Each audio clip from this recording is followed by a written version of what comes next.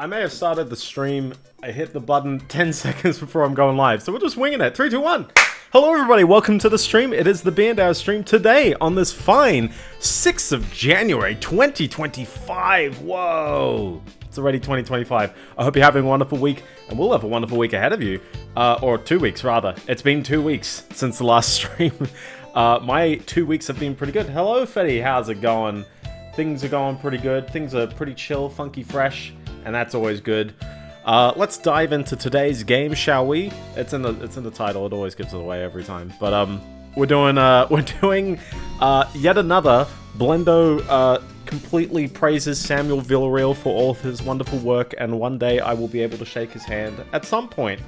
Maybe, we'll see. Shaking it virtually would be like the second best thing, but Doom 2024, that's right. So in the spirit of Quake 2022 and Quake 2 actually, sorry, it was Quake 2021, I think, and Quake 2 2023, because they released it in January, we got a version of Doom 1 and 2 released in 2024 on the Kex engine, as always. Good old Kex engine. Let's launch it up, shall we? Here we go. There we go. The good old Bethesda whatever splattered at the beginning from Gex to Kex. That's right. But yeah, Doom 1 and Doom 2. This is going to be a fairly substantial playthrough because unlike the Quake ones where it's like, okay, well, you've got the episodes and then you've got the new episode that they've, or, you know, the expansions and then the new episode they've done, Doom has such a lineage, such a history, so much so that this release includes not 1, not 2, but 4, because technically these two are part of the same releases of Doom at the time, and 3 extra releases along later in time. There are 1 billion levels, that is correct, and we might be here for quite a while, so I'm sort of testing the waters. We're gauging how much of this do I really want to play. But I'm pretty confident, with a bit of gusto, we can get through each of these in maybe 2 streams each. I expect No Rest for the Living is only 1 stream, because it's only 9 levels. I have never played Sigil before as well, so I might play it in the meantime. Legacy of Rust, yeah, I'd give it 2 streams, because it's a solid one. But yeah, like typical Night Dive fashion, all of these re-releases, this one includes a brand new episode, or 2 episodes rather. This is a 16 level WOD, basically showing the joys of Doom, as vanilla Doom as you can. Interestingly as well, I looked it up, I was thinking, oh, is this another Machine Games collaboration? And it says Machine Games in there, but almost all the levels are created between Samuel Villarreal and, unfortunately I've forgotten the other guy's name. It's on the Doom wiki. He did all the music as well. Both of them work for Night Dive. So actually, Machine Games only contributed, I think, 2 or 3 levels, but maybe, you know, the joint venture, whatever. But yeah, it's a lot of Samuel Villarreal actually leaking out of this one, so that's good fun. But we'll dive into the old faithful, the old Doom 1993. Oh, no, we're not doing 100%. We do the usual, which is, let's get the secret levels.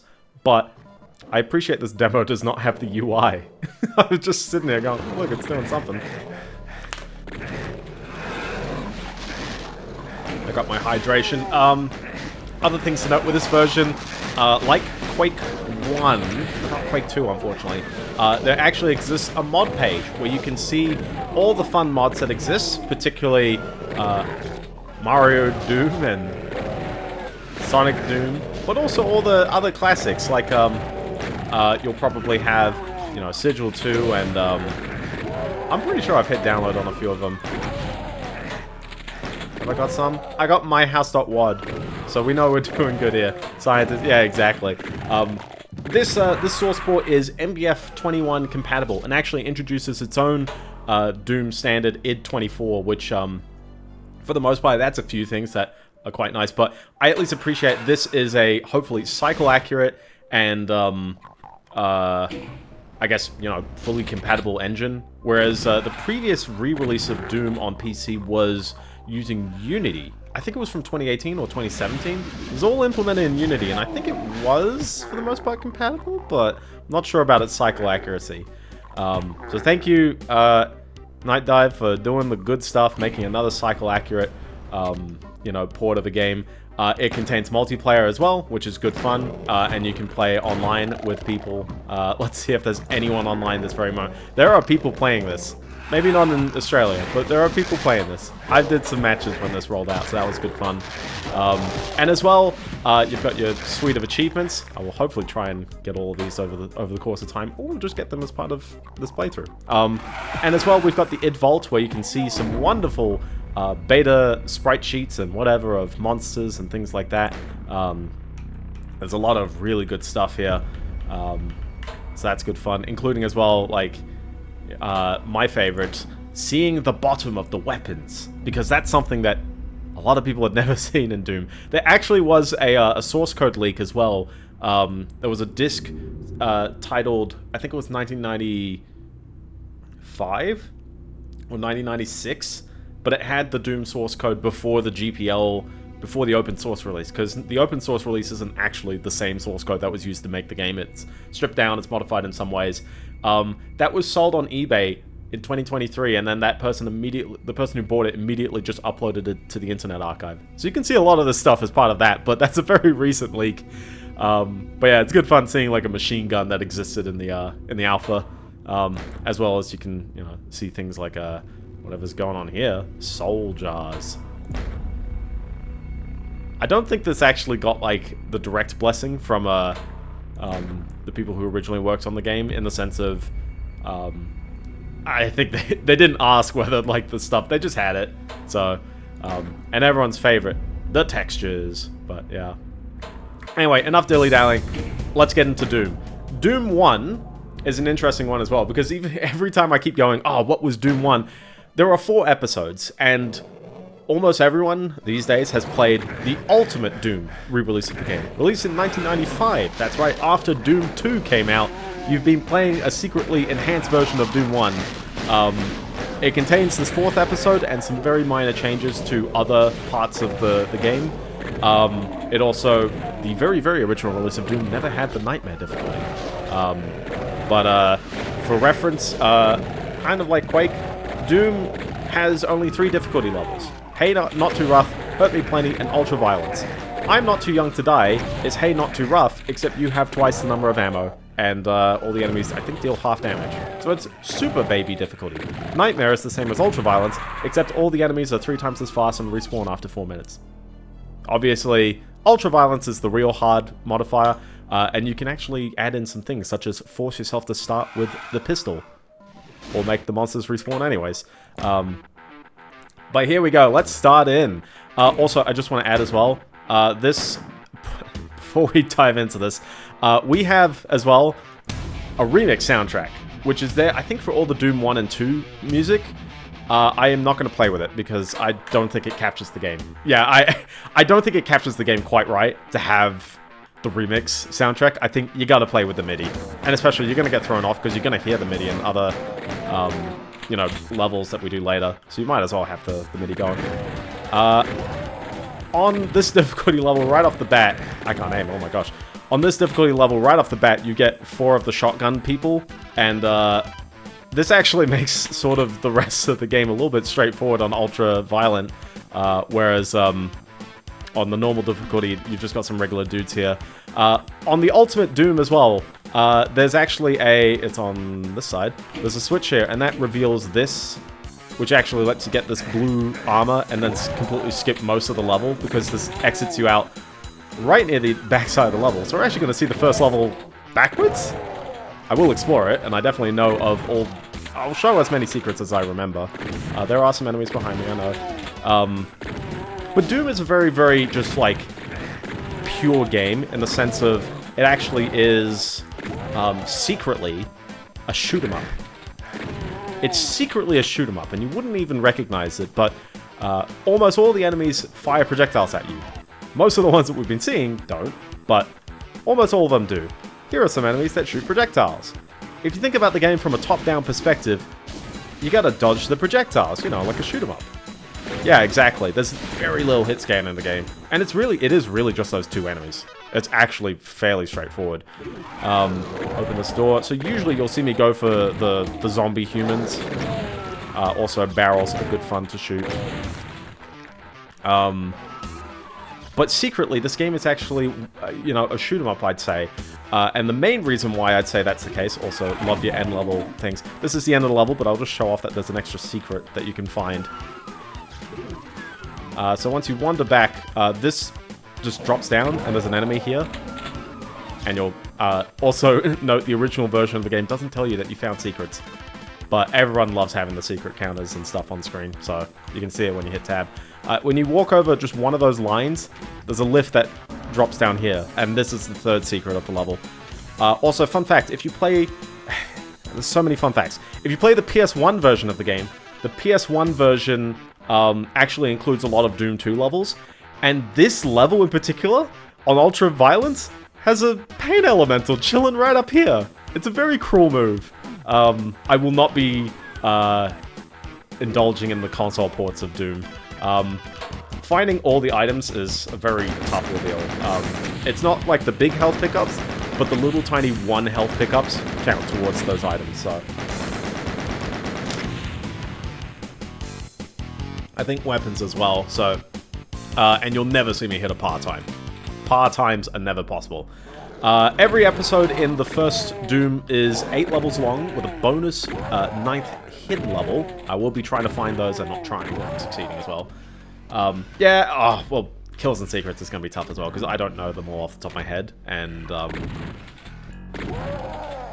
I'm definitely going to be missing kills. Like, sometimes, and in fact, even for some of the episodes later on, I will intentionally be skipping some enemies that I just feel like are like, yeah, nah, I'm not good enough to do that.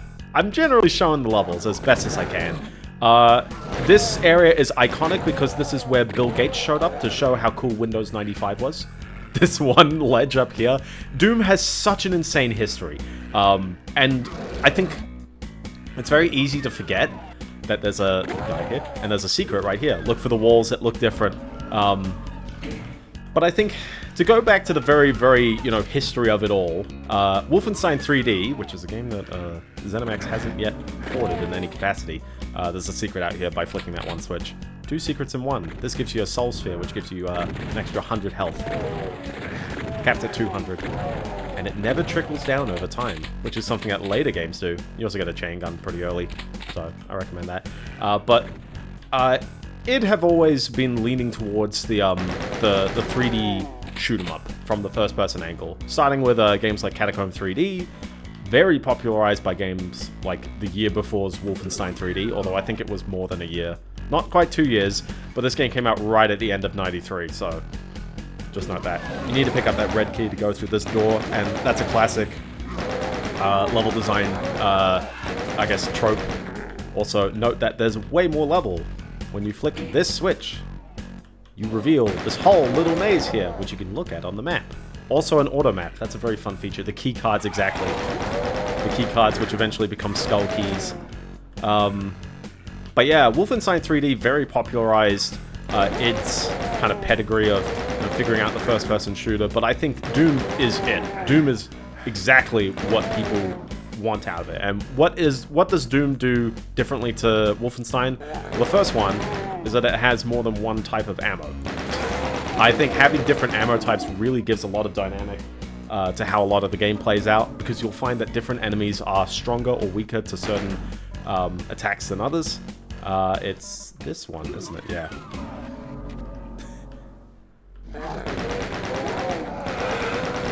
Normal players who don't know the secrets might actually be like, oh, I know that room, but I kept seeing this and I don't know. Greetings, Blub. We're playing Doom.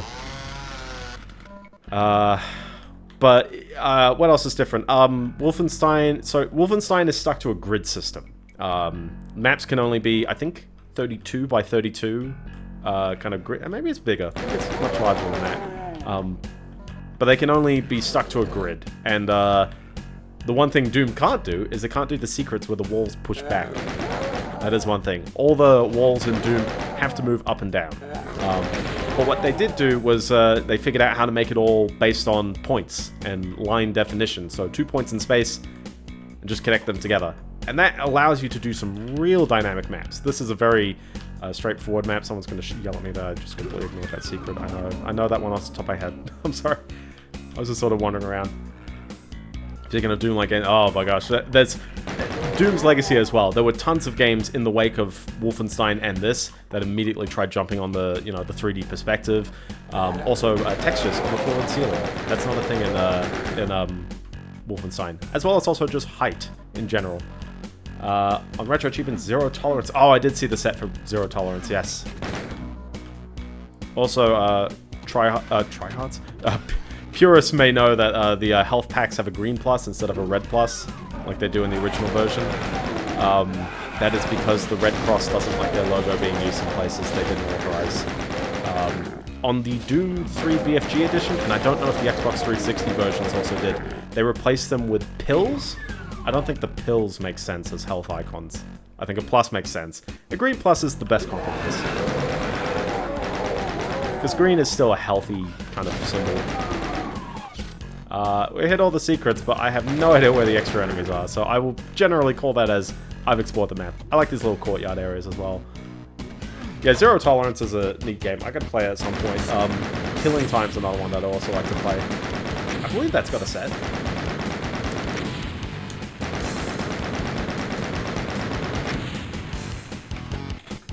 To the Toxin Refinery.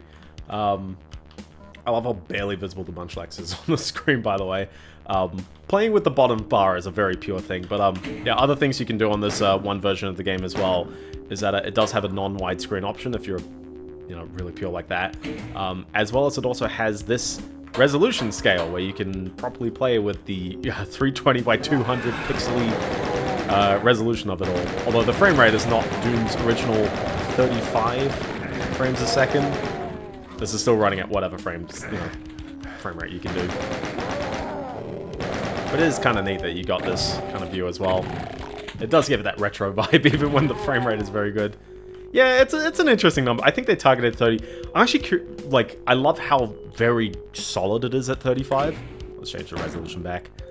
So I'm just playing maximum. And you can also change some field of view as well and view bobbing and all that, which is nice. I don't know what Wolfenstein runs out off the top of my head, I'm sorry.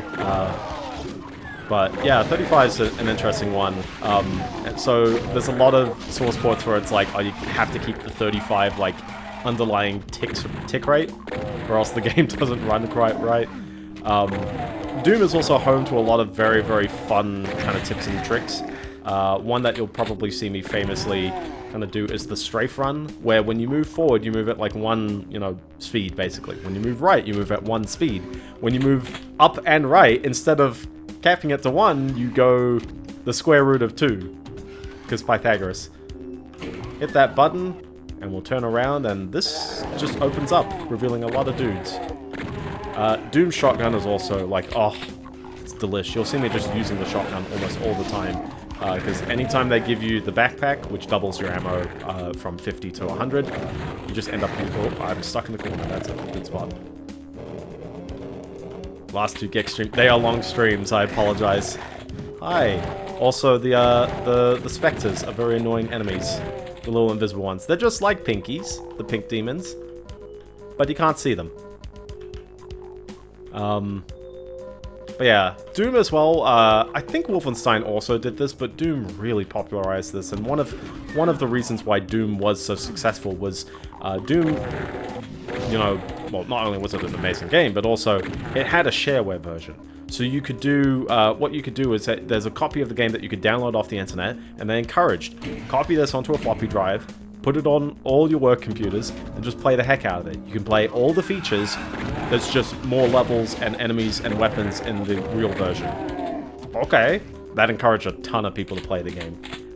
This is the final weapon of the first episode, the rocket launcher. How long Doom will be?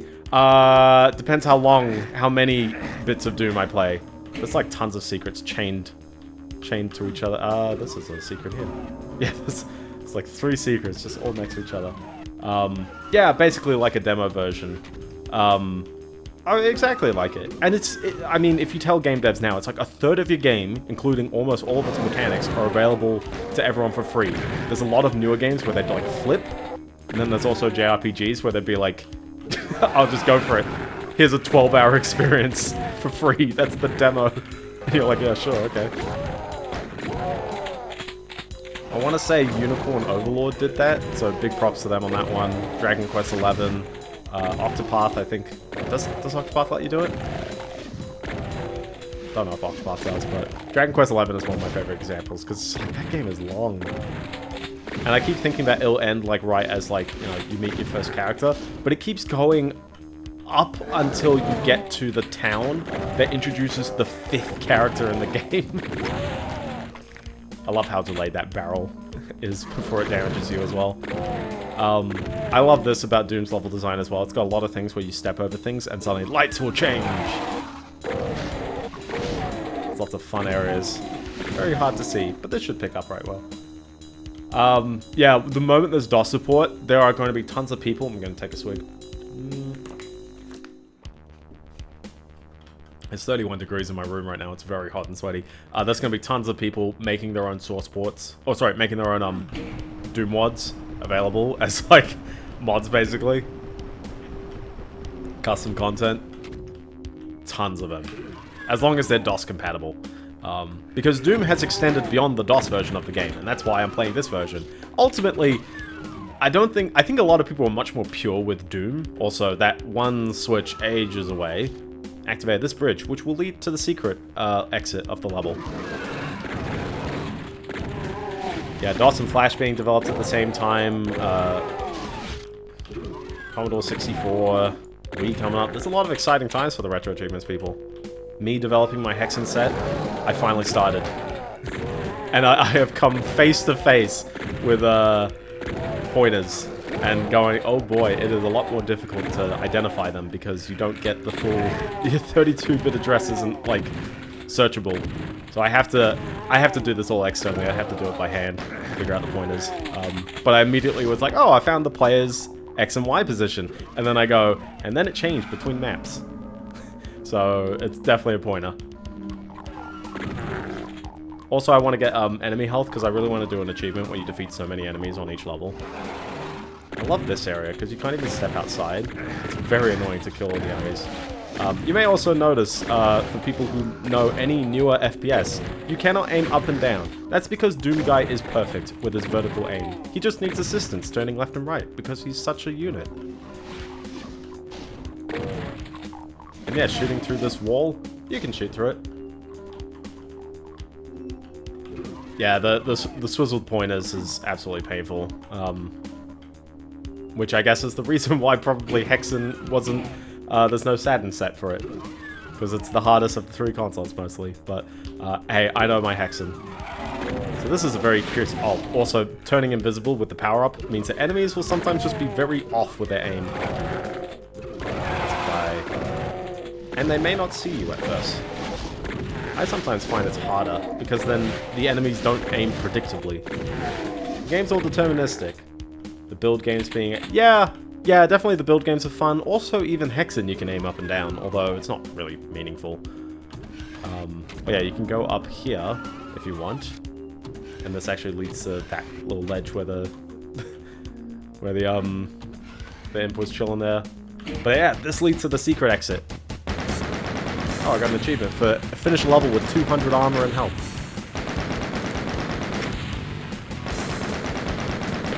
Very nice.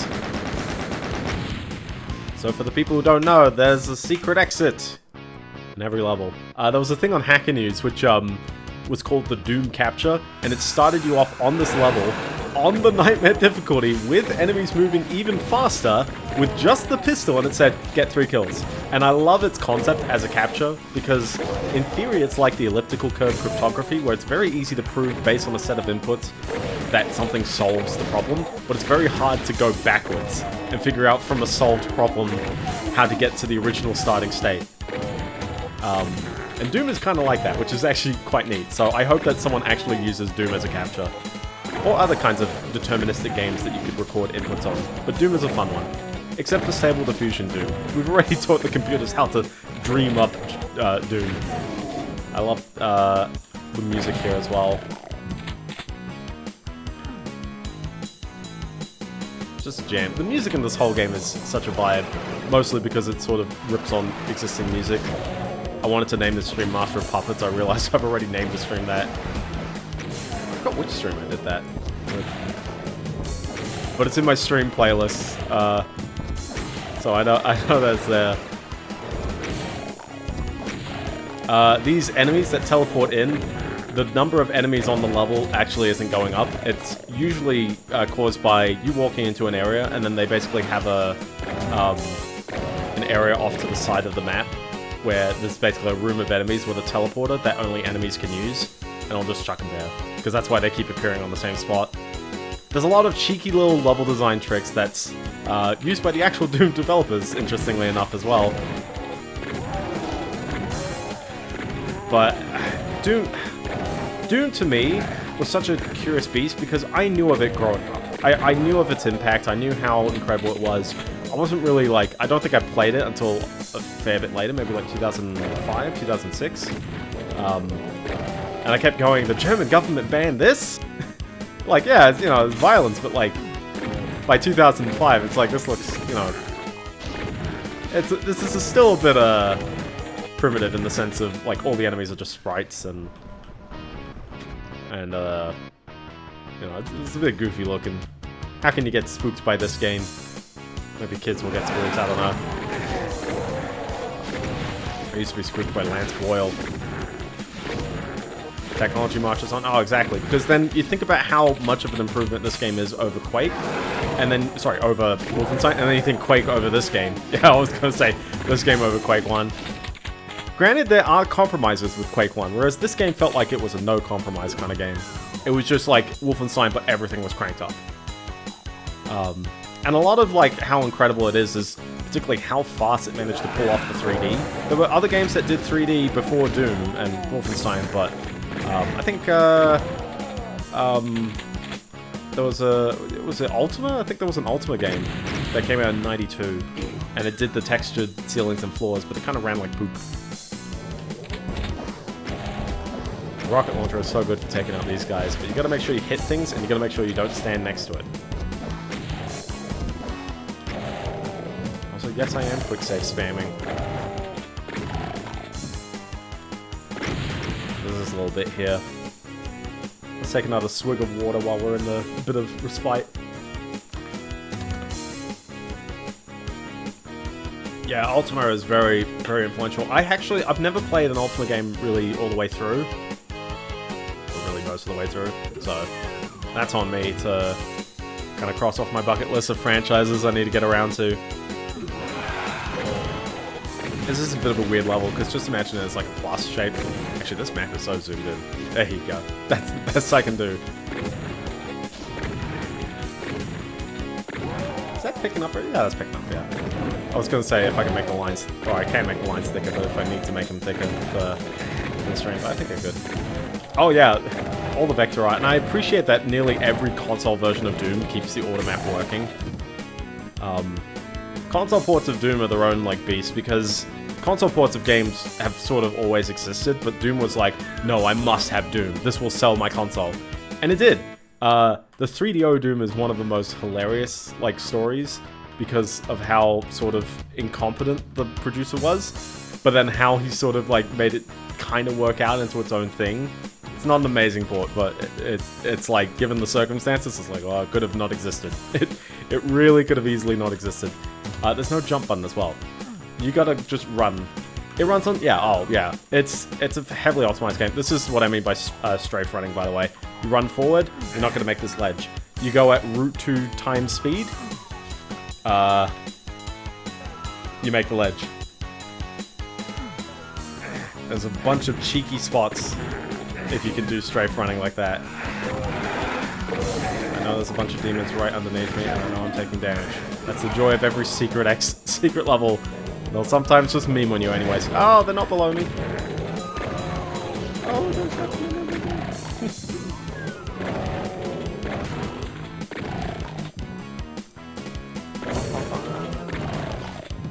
Wow, that's every enemy. But I don't know where the other secret is. Look, in Blood, they hide secrets a lot. That is true. Blood's mean. Yeah, I don't know where the other secret is. It's not a big level. I think it's literally like just some random like wall down here.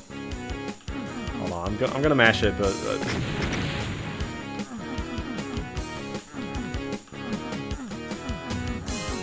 I'm not gonna do this all the time. I'm just like, I can maybe guess this one.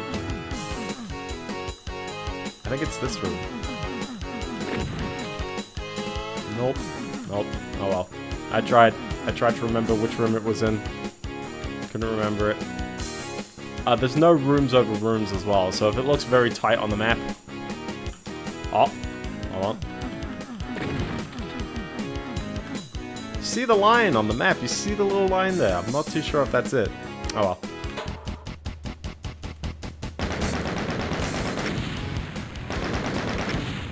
But yeah, all the console ports are very hilarious, and I always find it weird because other games, even other id games, don't have quite as much love with the console versions. Particularly, Quake never had a PlayStation version, and the Saturn version is a very curious beast.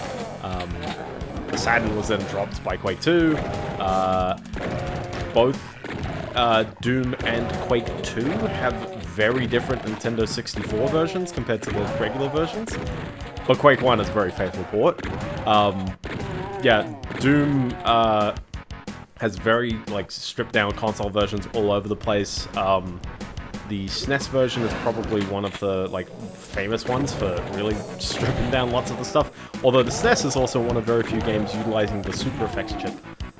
Yeah, Doom 64 is its own game. So for all the Doom history that exists, I'm not playing Doom 64 as part of this. We'll do Doom 64 on its side, because it's not on its in this release, and I think we could probably capture exactly the essence of Doom from old to new entirely through this version of the game without really needing to throw in Doom 64. But as a note as well, yes, Doom 64, first of all, was Samuel Villarreal's very, very fun pet project, starting off with Doom 64 The Absolution, a total conversion for Doom.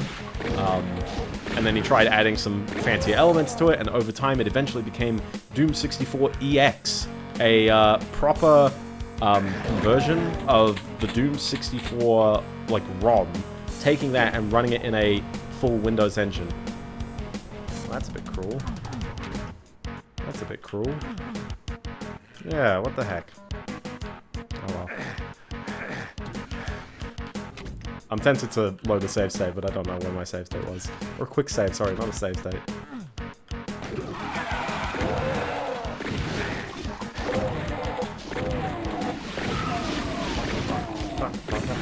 I used to find this level would really kick my butt. This is like the hardest level as the in the episode. This one's kind of weird as well. The doors open when you stand on the blue keycard spot. All of this area to the right is pretty, like, on its own. I don't think I wanted it in here. But it just sort of exists. It's just there, you know. This is a really fun deathmatch map, though, and you'll find a lot of the maps are actually designed with deathmatch in mind.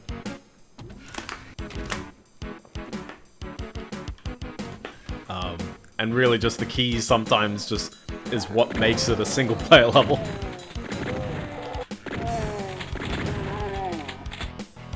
Usually a lot of later like levels are actually designed around co-op, which is a curious thing you'll find.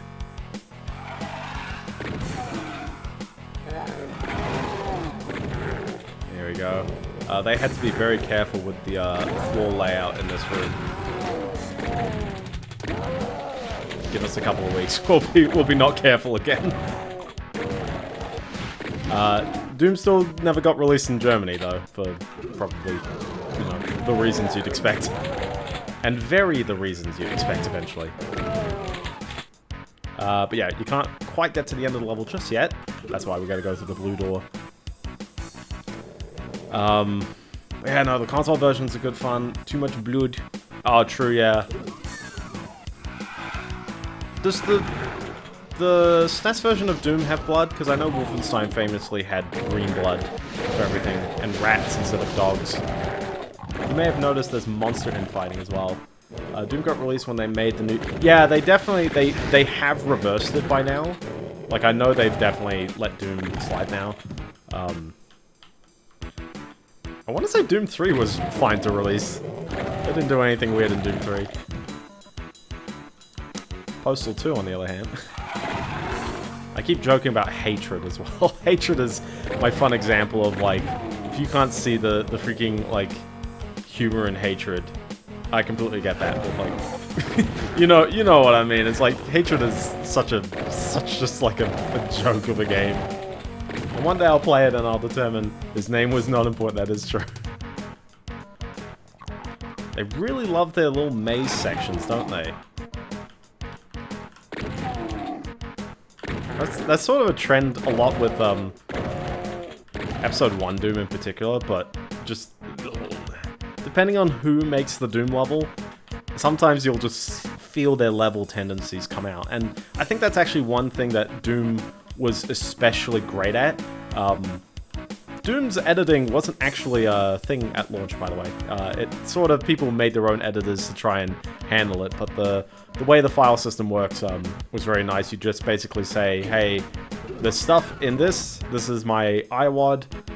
Literally a single file contains all of Doom's data. Well, except for the executable itself, but they open source the engine, so now it's like literally like, who cares? You can download anything that could play Doom, except you need to get Doom itself. So people have made IWADs that basically it's basically Doom. It defines everything that, yeah, it's not written like Doom, but it substitutes, it's fine.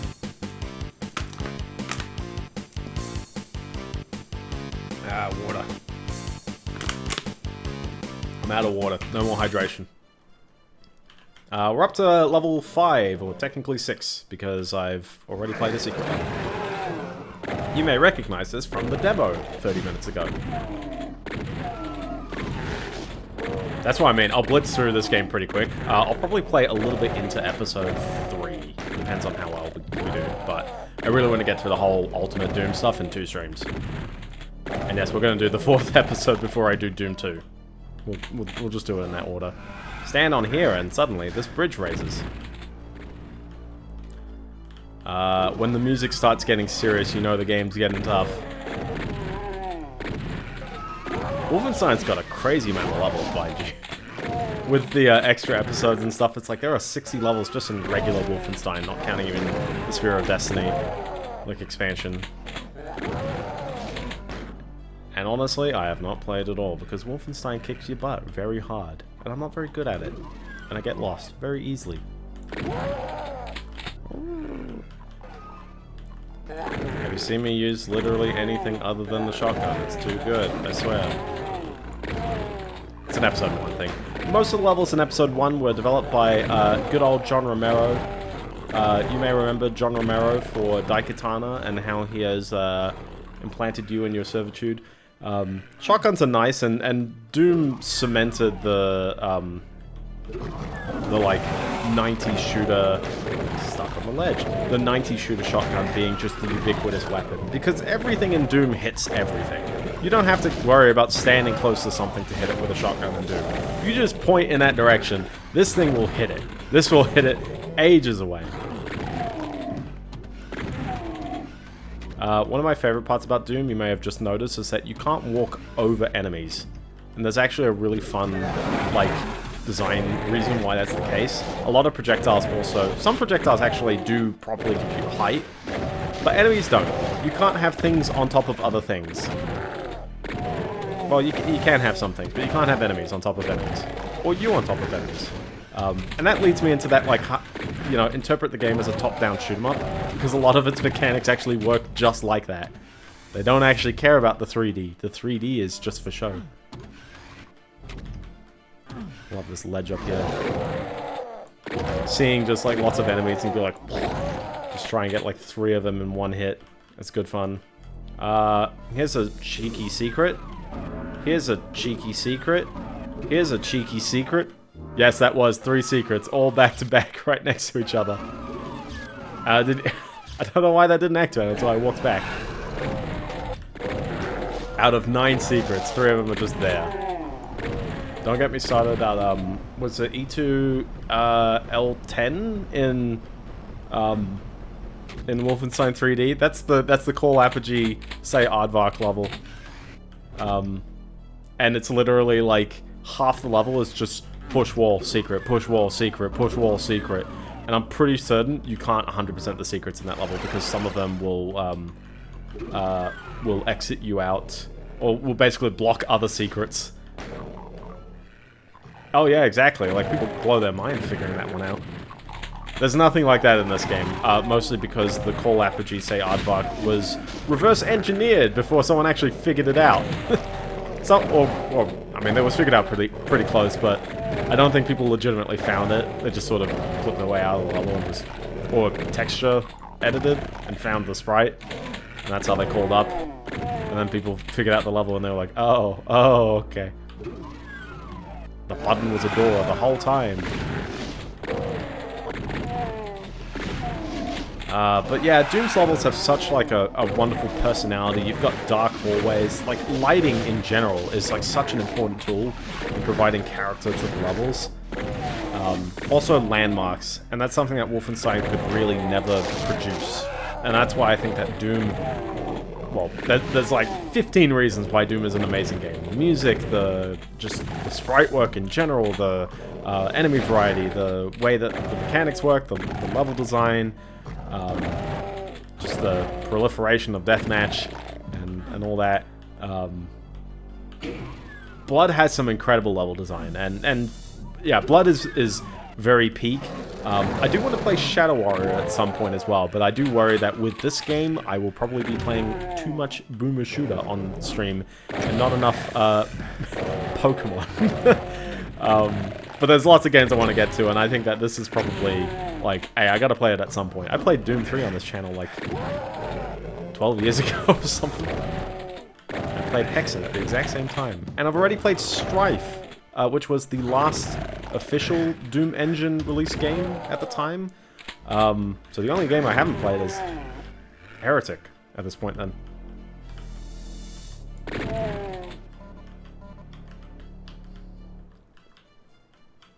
My eyes are... Oh, yeah, sorry. Hold on, let me go into this one room. It's not a secret. The end of the level's right here. Except now I gotta back out a little bit.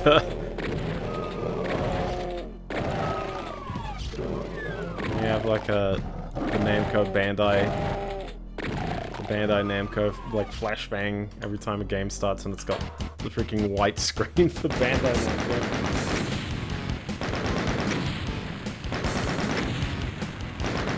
Oh, I got all the kills on this one. Central processing. This level would always get me. Like, as in, I found it a lot harder to follow this one level. The drums are incredible on the MIDI track. You gotta have horns as well. Yeah, these guys with the green hair, they're no threat. But the bald ones, never trust the bald ones.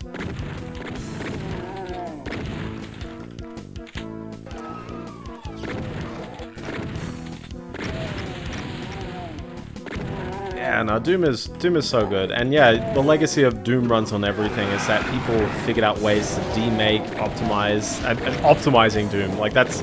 I always love the idea of people optimizing games, because it's like, games already have to be fairly well optimized to run at a good frame rate on their hardware. Doom, like, probably with a lot of, like, assembly, could probably be running, like, even more insanely fast, but... just the fact that, like, people can demake it for things like calculators and toasters and other kinds of things like that is incredible. Now it's a bit of a joke, because it's like the very, very basic things that exist in your life probably have, like, processors that are fast enough to handle Doom, because Doom was intended for, like, a 286, like a 2 megahertz processor, and they don't have very much, like, branch prediction or anything. Like, that was back in the day when a processor was just trying to clock as fast as it can. And now we have all this branch prediction stuff, and suddenly now your 3.5 gigahertz processor this generation is not comparable to the 3.5 gigahertz processor of the next generation. And they have all of these like cores, and the cores don't interact with each other the same every gen. And then you have hyperthreading, and hyperthreading is its own thing, and I love how there's a little radiation shielding suit here. I think the other thing with Doom as well, just for no, I don't have to explain it.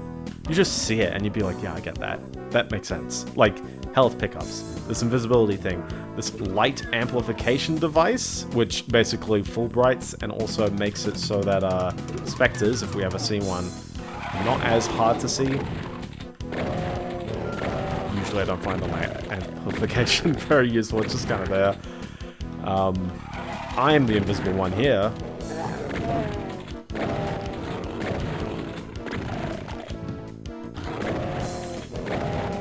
I don't know what max frame rate this port can run at. Definitely 240, I don't know if it runs beyond that. So many games still have frame rate limits, which I think is quite interesting. Oops. What's the point of... Oh, exactly. No, but you see, they aim slightly wrong.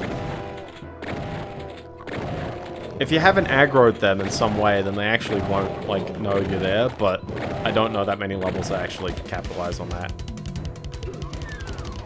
Definitely not official levels. I still have the light amplification active that's gonna kick in. You'll be like, oh. Nope, not yet. Not yet. I think there's a switch in here that activates that.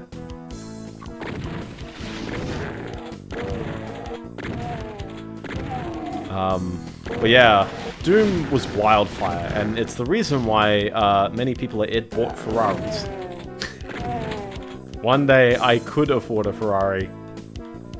Oh man, I wonder what's happening here.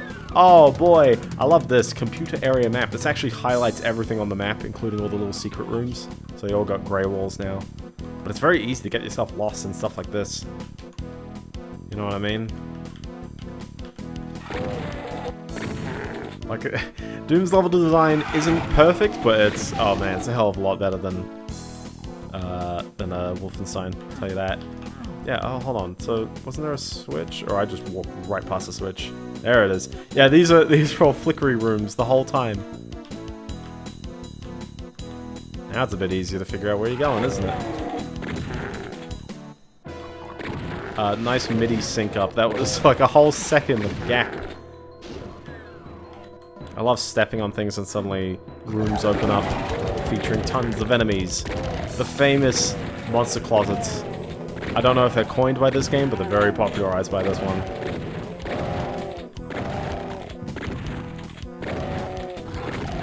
But oh, it's so good. It's so just iconic, and even just like...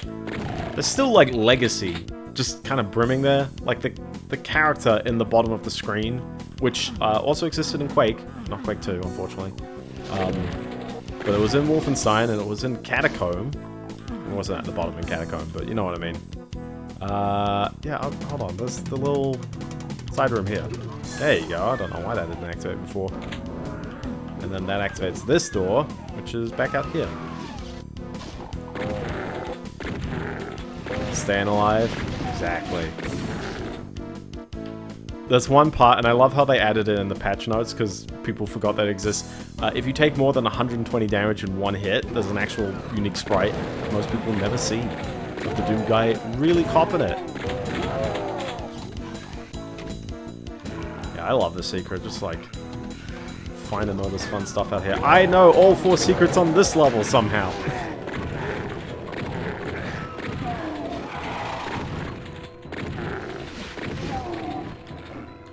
Really love me down there.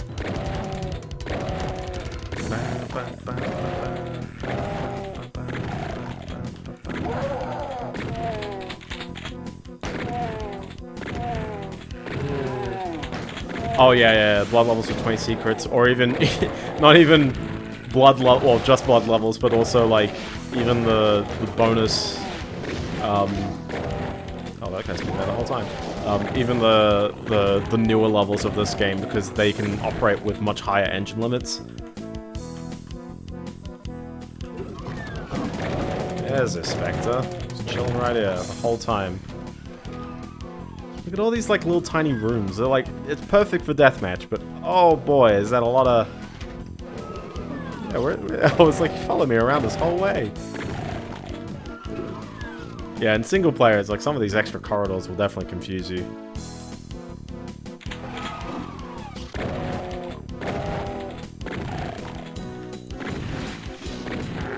I love this like changes in height, because secretly, since there are no rooms above other rooms, you just get like ledges like this, which exist just on their own plane of being. Oh, hi there.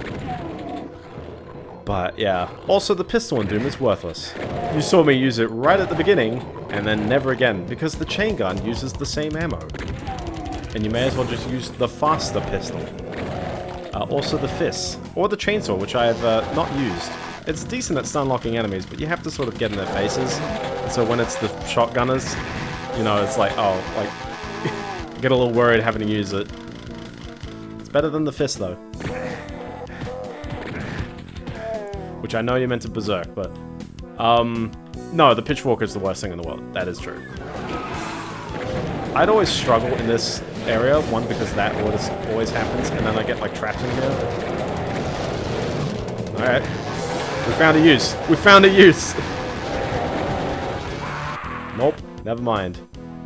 I've been quick saving, don't worry. Oh, quick save all the way back here. Ugh. My bad. Sorry. Sorry, fellas. I always struggle in this one map. Every time. It's always this one. It's always this one area. Is this John Romero's doing? Dang it, John Romero. This is harder than Daikatana, I'll tell you that. Daikatana is not that hard. It could be because of modern patches, basically fixing all the problems, and then people realizing that it's not actually that bad. He did. He did. Daikatana is a very misunderstood game. I think it's definitely worth a replay. If you haven't played it, you'll get it a lot more these days. And it's mostly because there's been patches to basically fix the AI from doing the stupidest things. Because if your AI companions died, the game would end. The game would say, your AI companions died, reload a save. And it's very cruel and brutal. I don't think a lot of people were a fan of that. They have a lot more health in the newest patch, and they're not as dumb. I have not played Daikatana on the Game Boy Color, no. I do want to play Daikatana on the Nintendo 64. I don't know if the levels are different on that version. AKA JonTron's first review.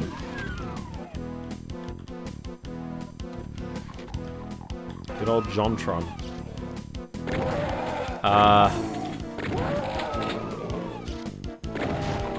Not even Doom has a Game Boy Color version. Maybe someone has made it, but officially at the time, no. I don't think the Game Boy... Is the Game Boy Advance version of Doom 1 actually a legit release? Or is it just like a weird, like, homebrew, like, kind of thing? And I know there's Doom RPG, which is, unfortunately taken down from sale. I kind of like that, in theory. Because, the people at id were nerds. Very, very smart nerds. But nerds nonetheless. They enjoyed culture. They enjoyed things. And they really, really liked their nerdy stuff. They would play D&D all the time, and Quake was originally going to be a D&D like adventure with RPG elements. Well, not actually Dungeons and Dragons. There you go. There you go. Just get the heck out of dodge. Let them infight. So when enemies hit each other, and you haven't hit them, they will actually infight. Some enemies won't infight amongst their own type, but sometimes they will. And that just means that they'll fight that enemy until they die. Or the other guy dies. Oh, yeah. I would love... We need Doom RPG to be, you know, immortalized.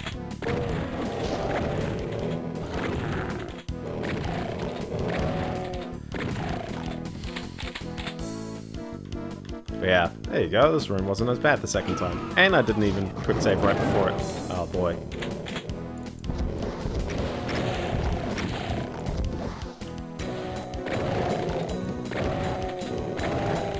I think I'm aiming at them. Every source port always has a very different interpretation of what the specters should be. Some of them were literally like, no, I will replace it with the actual pinky texture. Look at this last guy trapped here. And some of them were like, no, let's just make him absolutely invisible. Also, shout out to that one source port that has 3D models for all the enemies. That's a labor of love, with recreating everything in 3D. Computer Station.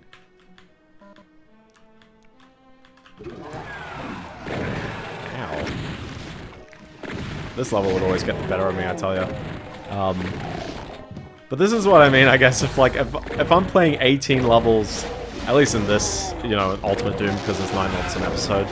Doom 2 has 32 levels total, just a start-to-finish experience, with 2 secret levels as part of that 32. Final Doom's both like WODs, because Final Doom was 2 WODs sold as a proper retail release.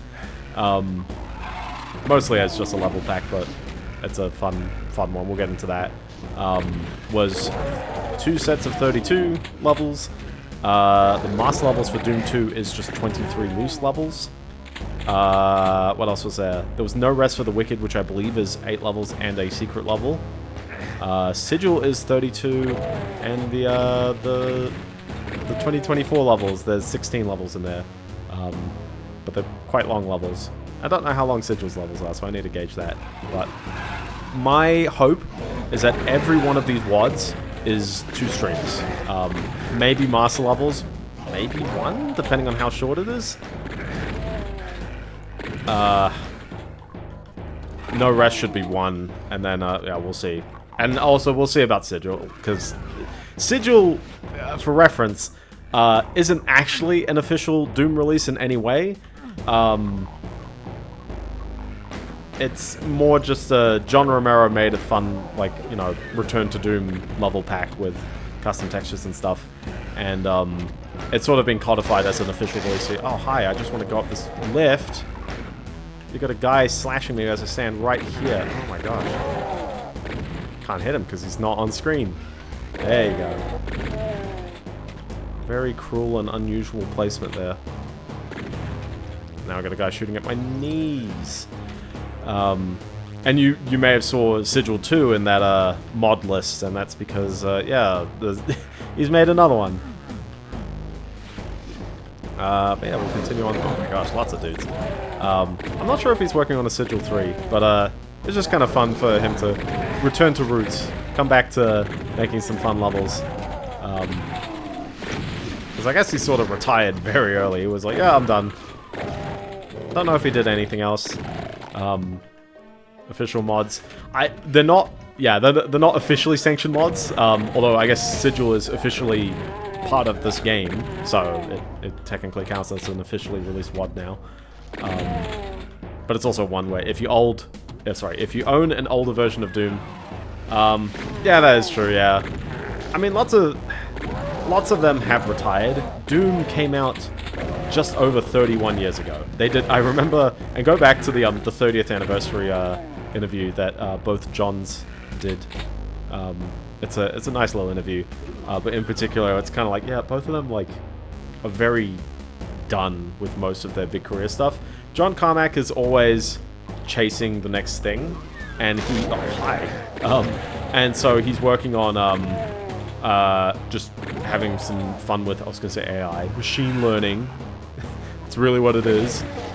People getting their knickers in a knot because I always say machine learning. And by people I mean no one. I made it up. I'm sorry. But yeah, just exploring that kind of stuff, because that is, you know, in my opinions, the whole neural network stuff is like a real big key breakthrough. Interestingly, machine learning has hit, and this is a fun kind of segue topic. I've got like some heated topics that I'll probably get to in this stream or not, because it's been a busy 2 weeks, and on top of that, we got the Consumer Electronics Show. The NVIDIA keynote is in 16 hours. So by the time you're watching this VOD, I think it may be happening 2 hours after this VOD. So if you're watching the VOD, just note that that's the time. Yeah, this level's a bit confusing because you gotta like hit switches that then require you to backtrack, and it's also very easy to accidentally, you know, lose track of where you are on the level because you've got ledges like this, which counts as a secret, and that opens up this backpack right here, and that lets you come back up here. Step on the one ledge, which, hi VOD people, I know who you are, I see you sometimes. Whoops. Yeah, this bit. This is a secret, I believe. Just this room here, from falling down the wrong way. And then you hit that one switch and suddenly some other ledge somewhere is available. Got this Megasphere here, which is... Well, not Megasphere, the Soul Sphere. Megasphere is a different item. Hold on, we'll go back up onto this ledge again because you saw exactly that one little ledge that I missed. Ah! Quick load. Quick load time. There you go. There's a map up here, just in case. Although I'm pretty sure I'm at 3 out of 4 secrets, so... Pretty sure the last secret is just, like... I don't know what activates that. Is that actually, like, long haul from the switch? Nope, that's just always active. Who knows? Something activates it, but you can see it's right there on the map, so... Or that's a monster room just kind of chilling there. Sometimes it is. So, anyway, so the big thing you gotta not forget to do is use your red key card to go here and get the blue key card. I think it is a monster room. Yeah, it is a monster room. But yeah, who else? There's Adrian Carmack, I don't know what he does now. There's Tom Hall, I don't know what he does now. There's American McGee, who does his plush toys, the rabbits. Love them. A lost PS2 game has been found. Hopefully it's not Gran Turismo 4, which I have been playing this past day. I have completely done golds on the B licenses and up to A7. Again, I have lost control of my life. I am just playing Gran Turismo 4 again. But now with the Gran Turismo Online physics. So that's fun. I've got the Spec 2 ROM hack going, and I've got my my randomized cars unlocked, and for doing the B licenses with all golds, I got an Impreza 2003 rally car, and I was like, ooh! And then I immediately saw it's too good for the Sunday Cup. He's added restrictions on the Sunday Cup. I can't do it. The monster. But yeah, anyways, long ramble. I've got some other games I can talk about as well.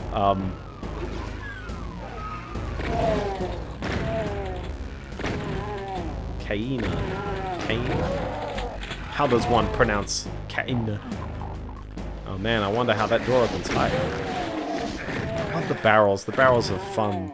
They should make a map entirely about barrels of fun. I like how even though I know this level, it still takes its time. And I think that's something that we'll probably find with the later streams, as I'll probably be going over the 2-hour mark quite frequently. Who knows, maybe I'll just call it at the end of episode 2. Kana. Okay. Is that all the... That's all the enemies. Sick. So what is Kana about? And how lost of a PS2 game was it? Like, did it come out? Was it in beta? Is it just like an early idea? This level's short though. This is the final level of episode 1. For reference as well, you can play this entire episode for free. It's always been free. The entire time. I'm not sure if you could download a demo of the 2024 version, but just find the Doom shareware WAD. Just search it somewhere, you'll find it. Get a source port like GZ Doom. You're set. It was an action adventure for the PS2 made entirely... Oh, okay. Oh, there's a secret right here, because this wall is green. Only secret as well.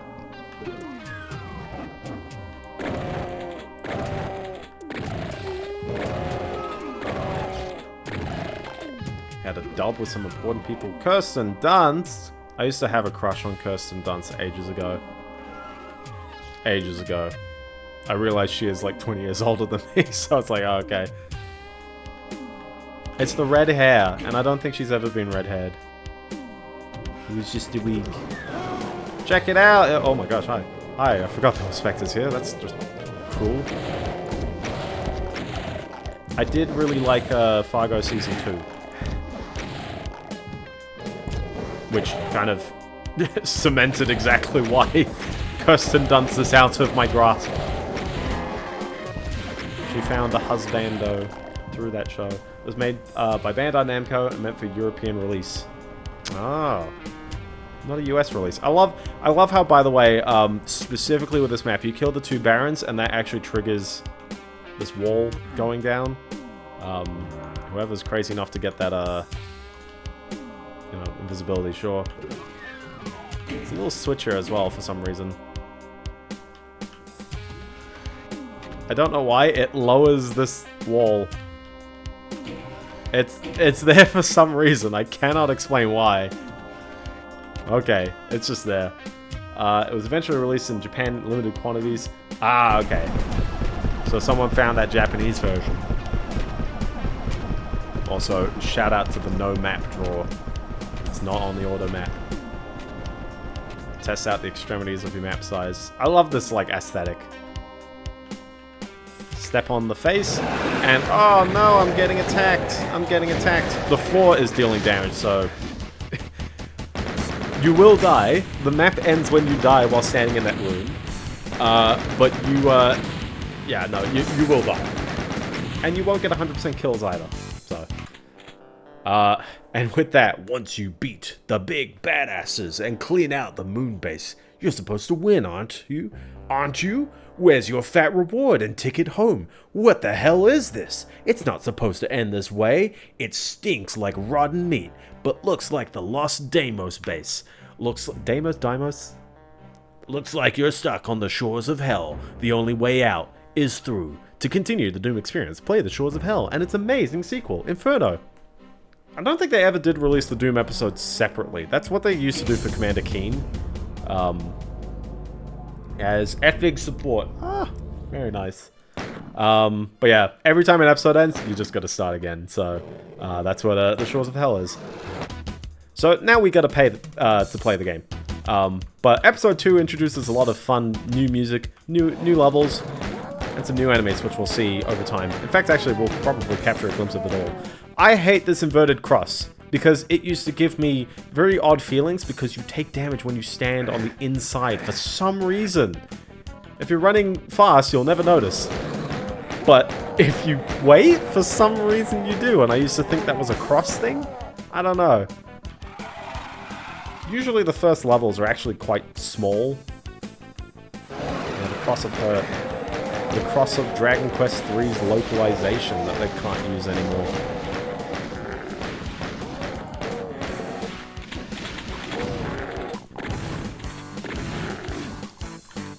Also, do you like how, because of the way the renderer works, basically the sky is, like, it's a texture. You say this ceiling is that texture, and then it'll draw the sky. And it rotates based on whether you're looking left or right, and it does a little bit of parallax as well, which is neat.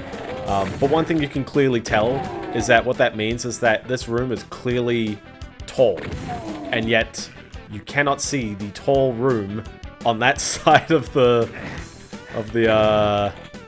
ceiling. I just want to note that. That's the quirkiness of how Doom's renderer works. And everyone... Oh, hi, I gotta use the pistol again. Funny number. That's how quirky Doom's renderer is. It's very simple as well at the end of the day. It's doing some... Like, you may have also noticed there's no slopes. That's because if you keep the floors and walls coming at you at a very fixed perspective, the calculations are actually quite straightforward. So, hit this magical button. Because then when you enter this room, you want to go this way. If you hit that switch, you'll never be able to hit it again. If you leave this area, for some reason this switch is always hit, and you'll never be able to go back in. So I quick save. That's because there's a secret here.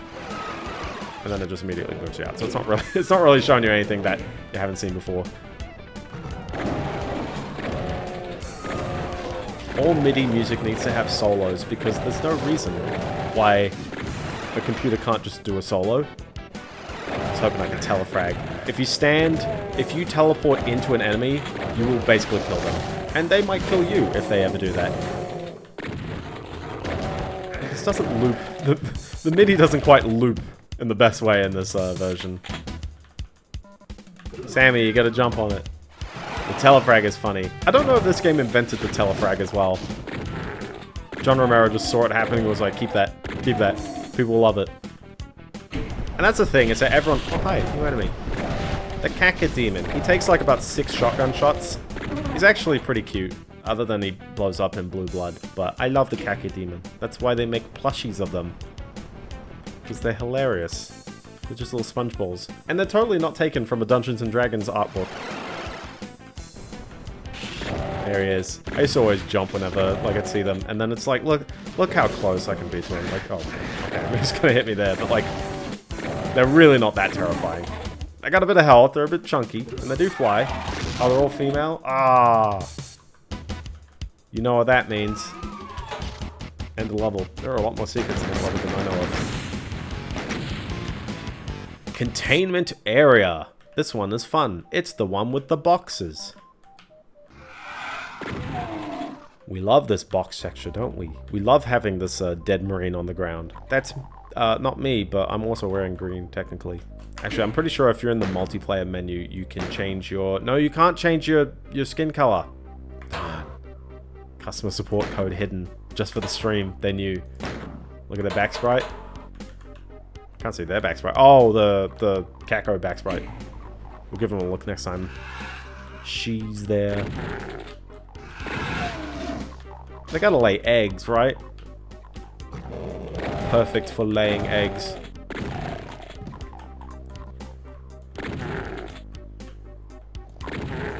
I'm not saying this in like a kind of sacrilegious like fashion, but I'm always like intrigued by like demon designs because it's like someone's got to like think of them and they think of all the most like grotesque things to put on something and then have it be like, well, it only needs to like walk around and eat.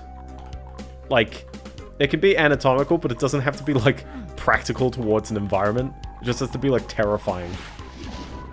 Like, how spiky is this guy? He can't sit. He can't lie down. How's an imp gonna lie down? Can you smell the maze-like design kicking in? John Romero is a lot less responsible for the levels in episode 2. I think he comes back for a few episode 3 ones. And he's responsible for E4M2, and I hate him for that. I hate E4M2. That'll be for next week, though. Yeah, I mentioned machine learning models. I remember I saw one story, which is basically, I think it was OpenAI. Epic Pistol. This is Epic Pistol Gaming. It's because I've got no bullets. You're gonna love the new levels as well because they force you to not use a backpack, and that causes you to basically like just cheese so much of this. Oh, I've backed myself up here. Come on. I swear, there is a shotgun somewhere around here. Except I've already got a shotgun. I need more ammo. Also, Doom Guy is left-handed. Did anyone realize that? Dude, lots of first in gaming right here. Okay, this is gonna be... At least the pinky can't shoot at you, so you can just... touch him real quick and go... Oh, okay. Hold on. Wait. Hold on. Wait. Wait. Whoop. Whoop. Okay, whoop, whoop. That was the worst thing I could have possibly done there. But I got him in the end. Get him! Get him!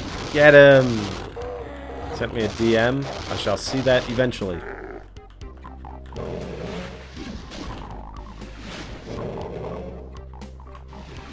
I'm gonna get him. I should probably just get some ammo at this point. Also, here's a Berserk power-up. It immediately boosts you to 100 health, and then your fist deal, like...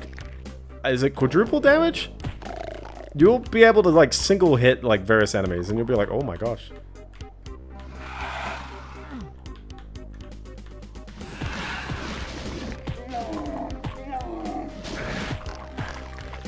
But, the enemies are exploding because I'm over-damaging them. It's good fun. It's a good meme. Sometimes it's not practical, sometimes you'll just take the 100 health and leave. But other times, it's like that, and it's like, oh, delish. Mwah. So good. I am getting scattered around the box maze, I swear.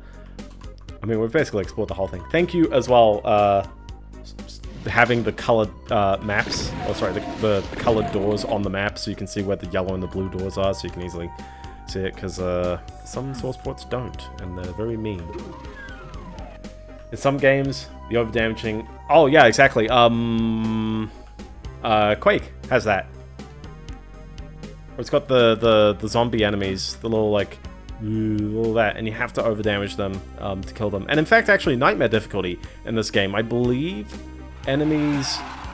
actually, also Doom 2, the Archfiles. Enemies can't respawn if they're, like, paced, but they will respawn if the little dibs on the ground. So you have to overkill them.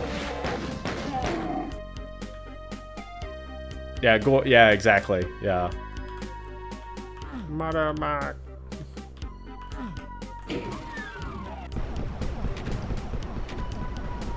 remember thinking this room was very fancy because it's got that like flickering light kind of texture or effect going on. And also because I'd always exit this room in a very odd way. Ow. Hello, I would like more shotgun ammo. We're just gonna start some infighting going on here.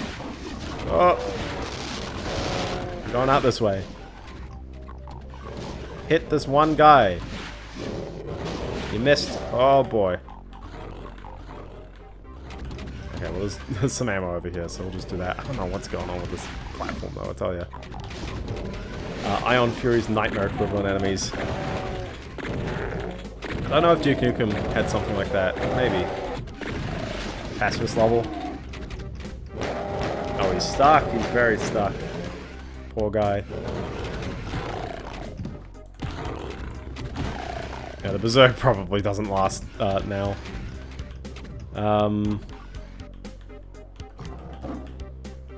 Still worth trying to get as many melee hits as I can. Because your fists are still strong, I swear.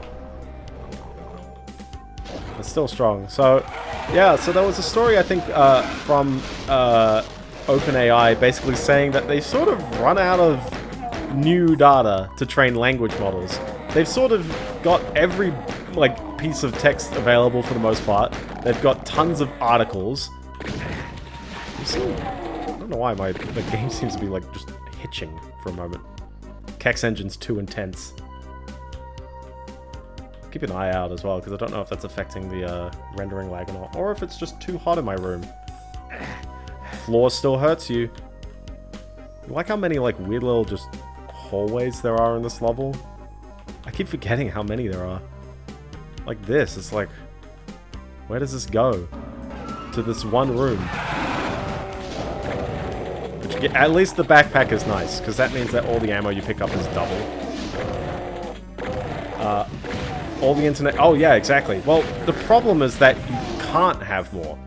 Like, what they've built really won't work with AI-generated, like, text. They have to sort of be relying on exactly human-fed text, or else, you know, their model is impure. And that's the problem, where they can't really rely on new internet, because the new internet is a lot of AI dribble. So... Which it's time to hire humans to write. Oh, exactly, yeah. Honestly, I think you probably could get away with that. You probably could make AI models where you just bought a bunch of humans to write. Just like write general things. Also, yeah, there's a secret down here which has a bunch of health pickups in case you were wondering why there were 40-something on the level. They're all in that room. And then, finally... Oh, hi there. He was here the whole time. I love this kind of like secret where you follow the ceiling. It's not even a secret, that's just what you're meant to do. All for the key, but it's worth it. Is there a little central area as well here? I think there is. Makes it look like it's there on the map, but really it is... Hi, plasma ammo. But where's the plasma gun? There you go. We gotta get this at some point. Uroboros. But yeah, so the plasma gun is our brand new weapon that we'll be using. Also, I love how the end of the level is just chilling there. And if you're a crafty sprint runner, strafe runner, I think maybe you could land on there. Maybe? I'll take one more crack. Yeah, you totally can. you could just ignore doing the other part of the level. We're almost there though, but still. Strafe running wins again. Strafe running always wins. But yeah, this discussion about, I guess the AI models and stuff, it's the principle. Oh, exactly, it's the principle. It's like if you can strafe run it, you got to see if you can strafe run it. But yeah, this part about the AI stuff and all that, you know, it leads me into this point of effectively many companies. And I say this just generally. I think one because I sort of work in the industry of numbers. Also, hi, there's a lost soul, new enemy. Recently, I also found some 3DS tech demos from the early 2010s. Ooh, the 3DS, my favorite retro console. The PS4 is retro, isn't it? So Lost Souls don't take too much damage, but they are small and nippy. Very hard to reach. There are 12 secrets on this level, excuse me? 12? Jeez. But yeah, like one of the biggest things that I've seen places I've worked at and places that I don't work at, but I see it from the outside happening, is that it's very easy for companies to get very large and then to basically be full of kind of yes men and not really, you know, they sort of hide the true numbers and they fudge the numbers and they sort of lie to themselves to make everything look better. I was meant to get a key card in here, right? Because I used the yellow key to get in here, and I don't think I hit a switch. Oh, there's another yellow door on the inside, yeah.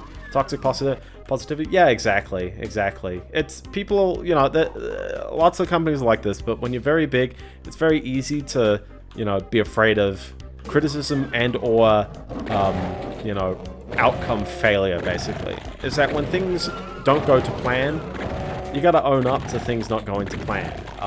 And there's, Concord's a perfect example.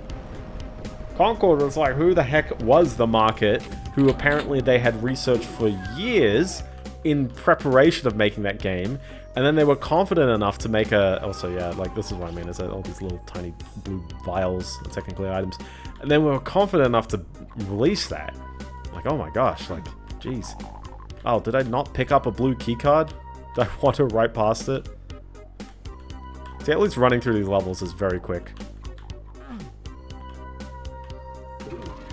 Oh my gosh, the other one. The other one!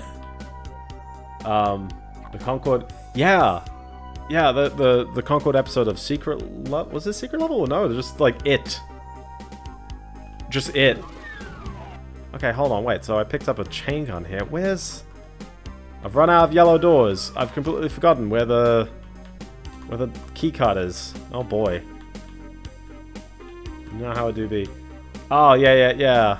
I haven't watched any of the secret level stuff. I'm sorry. Well, not sorry. The chain gun is perfect for taking out these Lost Souls, though. It's, oh, never mind. Oh, you know why? Because I've completely remembered exactly where it was. I've taken the yellow key and I've wandered off, and I've completely forgotten that back here and around here was the crushy doors that I completely just wandered right past. At least it's very easy to know where you need to go to a level. Chainsaw for good measure. Very nice.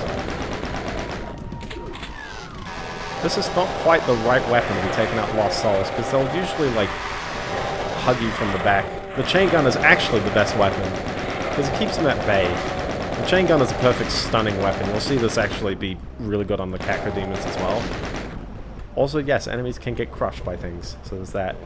But yeah, people are very afraid of you know, getting things wrong, and that's unfortunately led to, yeah, that toxic positivity. In particular, how do I put it? Do I lean into the charged political topic? There's a guy you may know called Elon Musk. He says a lot of spicy, heated things. Not even that spicy, but well, sometimes spicy. But he's very opinionated on his own media platform. And he had a very recent topic about...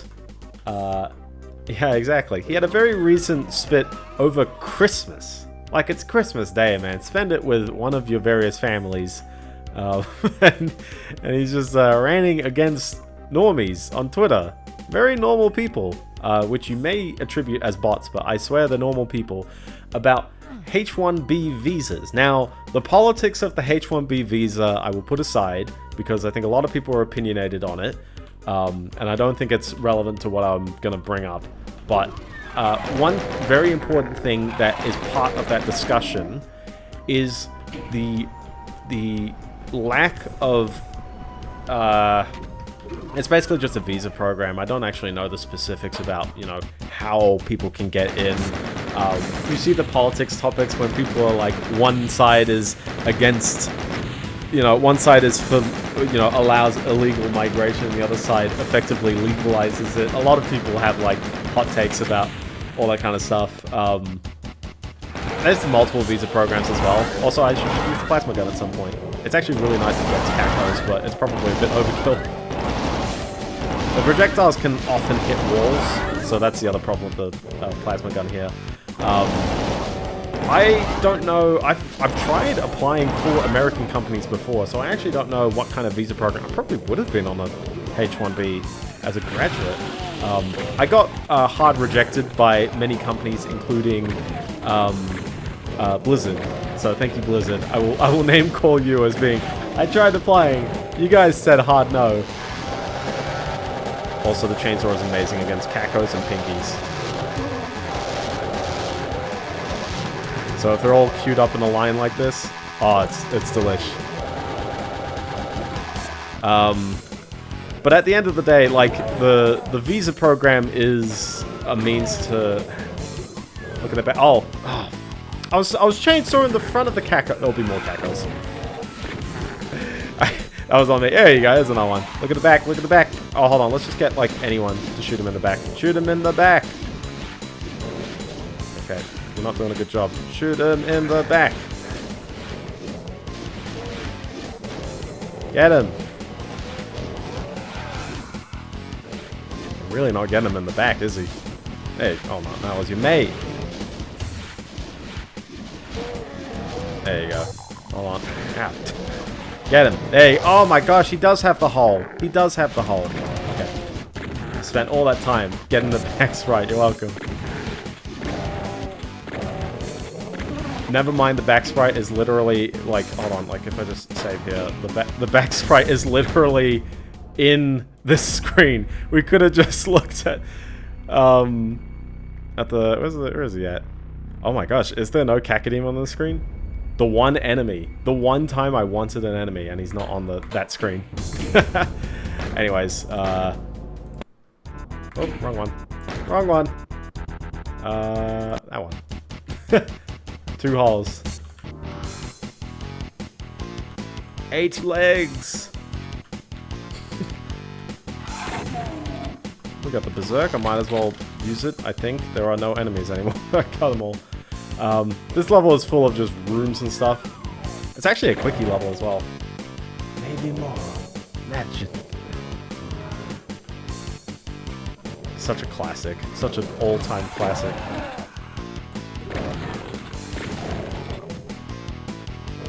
I love these vines as well covering windows, because you can have these like transparent textures. It gives a lot of fun depth to a lot of the walls in this. Anyways, the reason why I mentioned the politics topic is because one of the sort of long forgotten elements that I don't think a lot of people mention in that discussion, although thank you, Elon, for spending your Christmas doing that instead of, like, not saying you need to do work over Christmas, but rather, please don't do work. Spend time with the family, please. But in that discussion, he got very, very heated, and he sort of called a lot of Americans dumb. Maybe just generalized, and maybe just very poorly. Males usually only have one hot. That is true. That is true. Someone would be like, but I was gonna say a frog. I don't think frogs count, but like that. There's like very specific animals that it's like, oh, like clownfish or something. They mentioned something like that. Clownfish are weird, man. I don't understand clownfish. Cloacas. Oh, don't be mentioning cloacas. Oh, hi there. There's a Baron, just casually. The end boss is now just a regular enemy. I'm gonna capitalize on that. They probably take about 12 shotgun blasts. So they do take a bit of heat, and you don't want to touch the green. You don't want to touch their melee either. They're very annoying enemies. Oh, like that.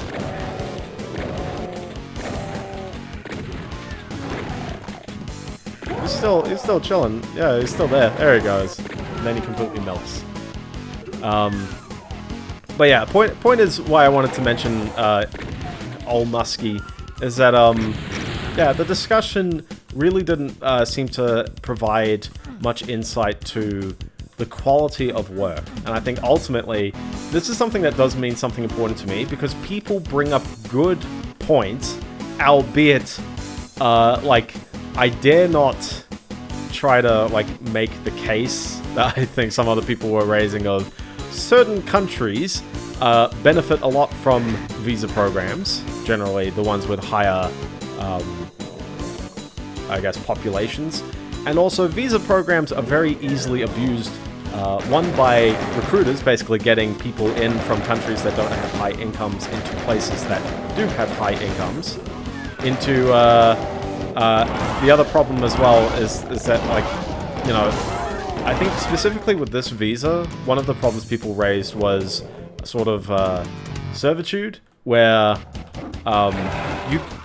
your citizen, well, you're not actually a citizen, but your residency status is actually strongly tied to your employment. So if you get fired or laid off, you basically have 6 months to leave the country or somehow get another job entirely using the process again. It's a lot of, you know, it basically leads to companies can sort of abuse the fact that their workers can't get fired. They don't want to get fired, or else they have to go back on a flight and take all their possessions with them.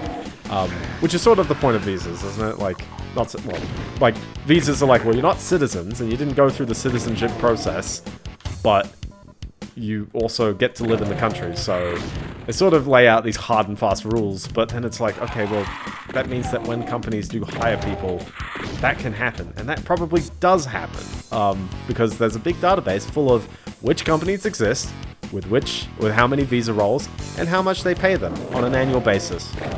And there was one fun example, which was literally a person's name. Like, people are looking this up going, I think this person has just hired a slave for 20-something thousand US dollars. Like, okay, sure. Slave is probably a harsh word, but you know what I mean. It's like personal assistant. Like, what does that mean? You're the only employee for a company. What? It's crazy. I've looked up my own company. I think mine actually doesn't underpay, but I have got the opinion that not only does, you know, like, I guess I've seen big tech companies. Oh, exactly. Yeah, exactly. Like, I'm of the opinion, and this is more a principle stance rather than a policy stance. I think it's very easy to, like, at least make the principle stance, because usually you don't piss people off unless people hard disagree that what you've said is a problem.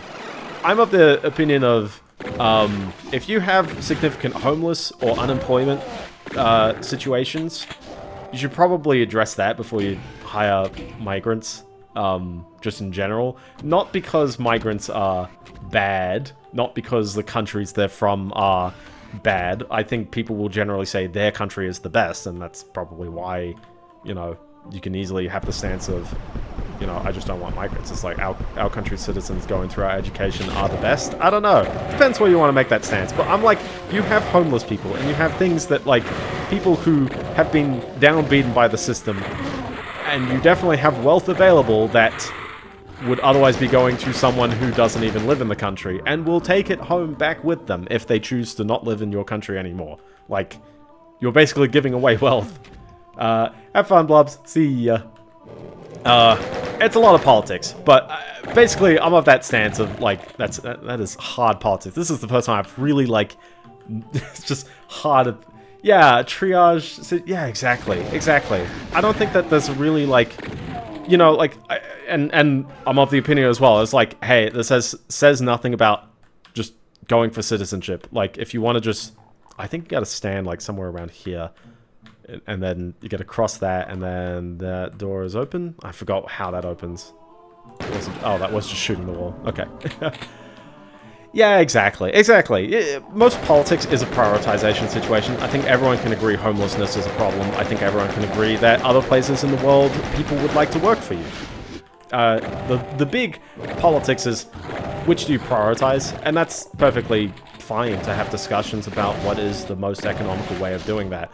I definitely feel that whatever I say, it's like, you're not going to get homelessness to zero. You're not going to get unemployment to zero. It's going to be impossible.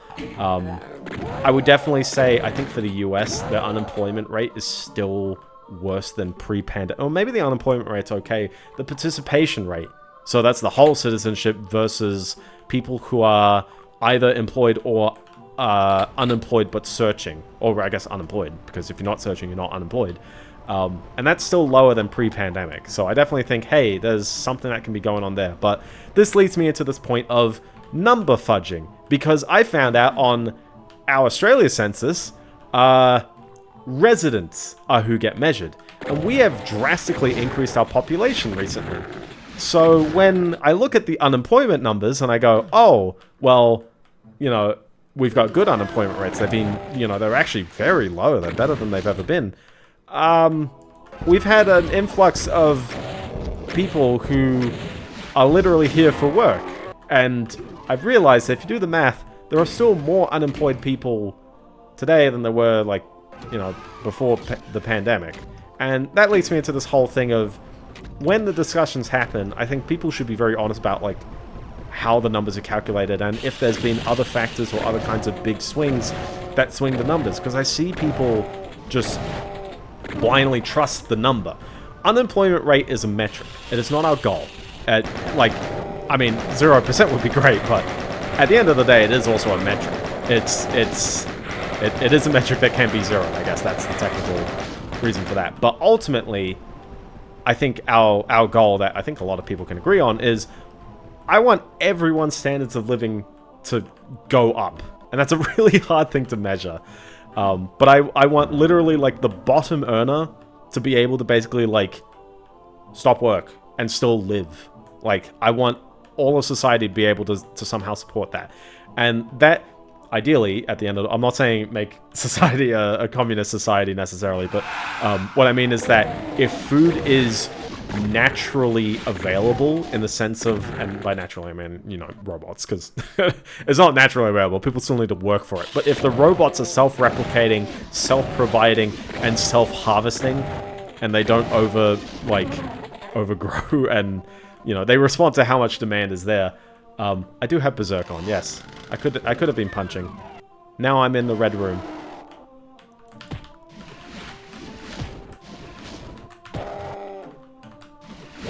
I don't know if it's still on.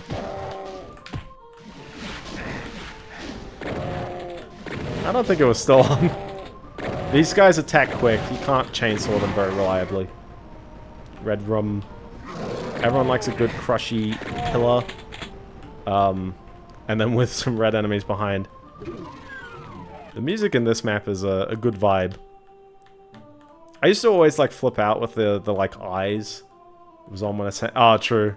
It probably was still on, but I keep forgetting when it unloads. When it reloads, so... But ultimately, at the... Oh, boy, and you can tell exactly what's about to happen. Oh, boy. Get him, Pinky. Oh. Get him. It's very hard. The Pinkies can't really actively hit enemies most of the time. You have to bait them with something. There you go. Blinks before unloading. That is true. But it was hard because I think I picked up a hazmat suit at the exact same time. So I was seeing the hazmat suit. Hi, did you just hear this door open up as well? There's so many little, like, doors everywhere. This one's a secret. It's a secret to everyone. Hi. Oh boy. The most iconic female enemies. I was gonna say Birdo. Birdo might be... Birdo spits eggs! You tell me Birdo's a dude? Birdo spits eggs. Also, yeah, this is a little cheeky platform. With a little cheeky little wall that, for some reason, the floor seems to spin up at the same time. Oh, I guess that's never going to close. True. Like mooks. Goons. You can't say the word goon these days. It's an off-limits word. Oh, this is such a cheeky, like, little ledge as well. Ugh. I mean, in this game, I don't think there's really anyone else. Pain Elemental's female? I don't like him as much, though. The Caco's a classic. So I love how you have to drop down on this ledge, realize that's a door, and that's a secret, and then this teleporter puts you at the top of here, where you can finally witness I don't have H-Doom installed, let me tell you that. Don't look up H-Doom if you're under 18, by the way. Please don't.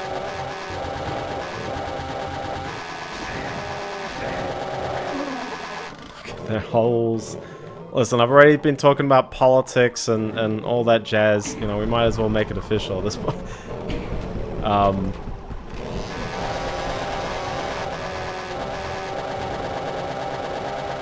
getting them. Oh my gosh, okay. I think there's another Baron down here. There he is.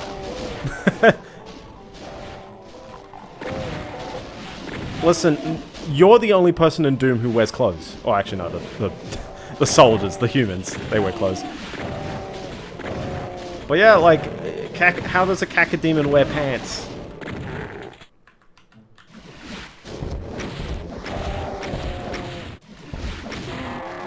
Exactly. But yeah, at the end of the day, with a lot of those discussions, and especially around things, ultimately, I know what we're saying is, like, you know, improve, like, you know, society for everyone. I'm not American, by the way, so I don't have a hard stance on specifically the H1B program, but I definitely say that in Australia we have recruited a lot of you know, recent migrants, and one of the big things that I find, and this is just a generalization, and also my like, I've worked at companies, and I think my current one employs, well, people, yeah, exactly, and I mean, there are people who have, like, you know, real opinions on this. I don't really have a real opinion on it, and that's the tough part. I do need to, like, think more about it before I really, like, go into full things. I would definitely say that, like, I am very used to how Australian teams work when a team is not based in Australia. You know, time zone differences, there's cultural differences. For example, I was dealing over the holidays with teams that don't do Christmas, and that gets to me. I'm like, oh my gosh. There's that Soul Sphere right there, and I really love to get that, but I really don't know off the top of my head, so hi. I usually like calling this level sooner than later. Look at that, I used the 2 walls. Still don't know. The secret exit is in this level. Before you think I forgot. But yeah, no, I agree that it's very easy for people to divulge into, you know, sometimes there's tribalism, sometimes there's, like, I can't say a thing, and in fact, this actual scenario is a real incredible one. Even if you, okay, actual politics take, if you do care about politics, understand what the heck was happening here, because, like, yeah, you know, people will said some very charged stuff. There's legit, like, racist opinions in there, and depending on how you feel about racist opinions, you know, that can definitely sour the bunch, but legit, like, there were a lot of people basically going, hey, this guy was on stage with the guy who's about to be president in 2 weeks, and they were hard disagreeing with him, and they were like, hey, you know, you can be redeemed. The fandom talk, it is kind of fandom talk, but, like, yeah, a lot of people who considered themselves part of the base really, really, like, pitched against us, and they said, hey, your opinion does not represent the majority voter base, at least from their perspective. But whether that is true, I would definitely say it's a non-trivial, like, part of the voter base. So that's definitely one where people, and the hilarious thing is that it's all documented, it's all in real time.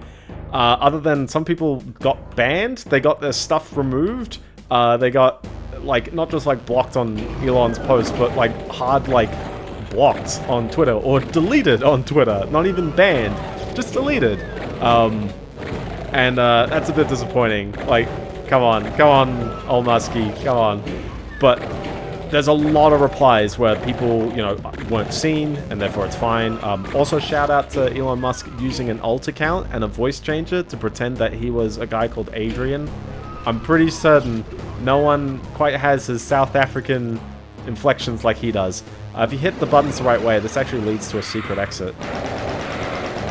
But I'll explore the rest of the level, because it's very easy to get to the secret exit first. The plasma gun doesn't self-hit, I believe. Look at that! Achievement for killing 5 enemies in 5 seconds. But yeah, there's a secret exit here. So, we'll go there later. And it just takes you back to the start of the level. But yeah, politics is always heated. I don't really think I'm a politics... Well, I don't think. I know I'm not a politics channel. The politics for me is mostly a technology thing. And it does... Like, I will bring up politics if it really does, you know, affect technology. And ultimately, at the end of the day, I want, like, good technology. I want, you know, good products. I want good research. I want good inventions. That's what I really, really want. I want all of that to drive people's, you know, like, livelihoods up. Having these few barons here, I swear. I don't think that's, like, the primary, like... it's not an ultimatum, whereas I think a lot of people did some character breakdowns of Elon Musk, and they basically said every single one of those opinions, whether you agree with it or not, you could probably say it just comes from his, like, desire to get people on Mars. Like, everything. He's like, just go hard and fast, people will forgive you because you will be the first person to get people to Mars. And he's got some conscience in the sense of, well, he's not going to commit, like, murder. I always say that. Like, this is a demonetized moment, but if you're the kind of person to let's say clear off large parts of the population, it's a very easy answer for some numbers. Obviously, it is never the answer, but it's a very easy way to blindly get some numbers to say what you want them to say. And a lot of people correctly recognize that, okay, well, the numbers aren't the be-all, end-all, like, thing we target. We don't make a bigger number better all the time. So, obviously, people have sensibilities for that. I've sort of rambled on a bunch of points, and I haven't really said too much about it, but, oh, the flickering lights. I love this outside area as well. This level's actually good fun. I really like it. I hate how little ammo I've had, though, I swear. Too bad it can be over very, very quickly. But there's a lot of little fun, like, corridors and things to chill in, which is neat. But yeah, I don't know. I've sort of rambled about a bunch of stuff. I hope that, like... Well, I hope that, like, at the end of the day, it's like, it's just a bit of, like, very uninformed opinion. So if you do disagree with it, I'm sure. If you do agree with it, then sweet. I don't know. I always get, like, scared in the sense of the politics space, because I know some people really want to, like, dunk. I try to not engage in, like, people who dunk. My terrifying scenario that like, I try to identify, like, where I just don't know things, and where I also, not only do I not know things, I believe standing here, you take damage as well. It's just parts of the floor. It's just written as, take damage when you stand here. It's kind of odd.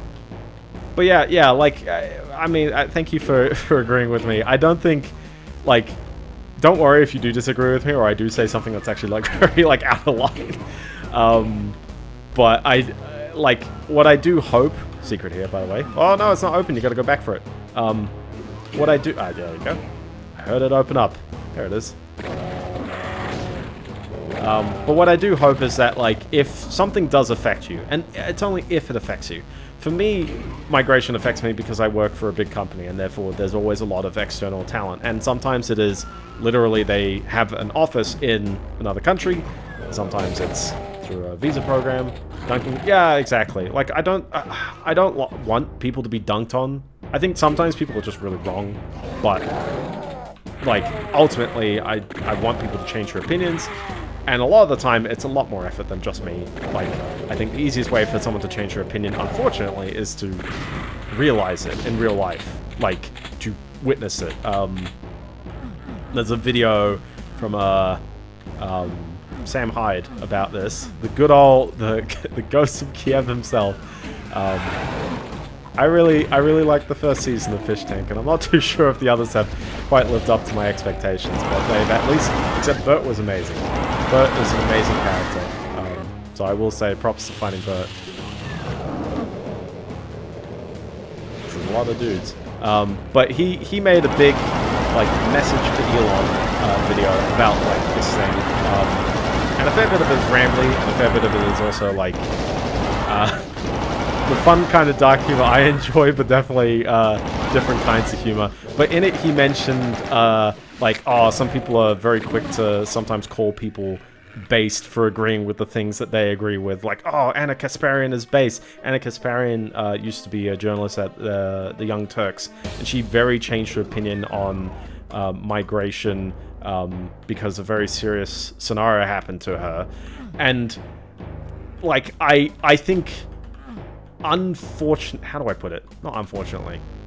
Like, a lot of people, unfortunately, do learn, like, you know, or they change their behavior, change their opinions because of very hard things that happen to them. I do not wish for people to go through the things she did, just to, like, say things that, like, other people agree with. Like, I don't want that.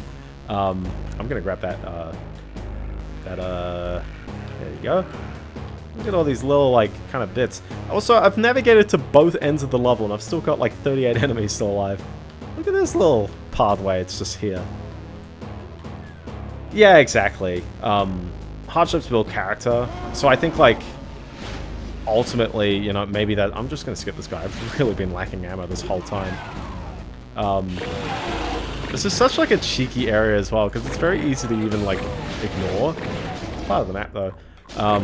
But yeah, like, I think that there's a lot of people where, and I'm a very stubborn guy, so honestly, if I disagree on something, it may take something like that to change me as well.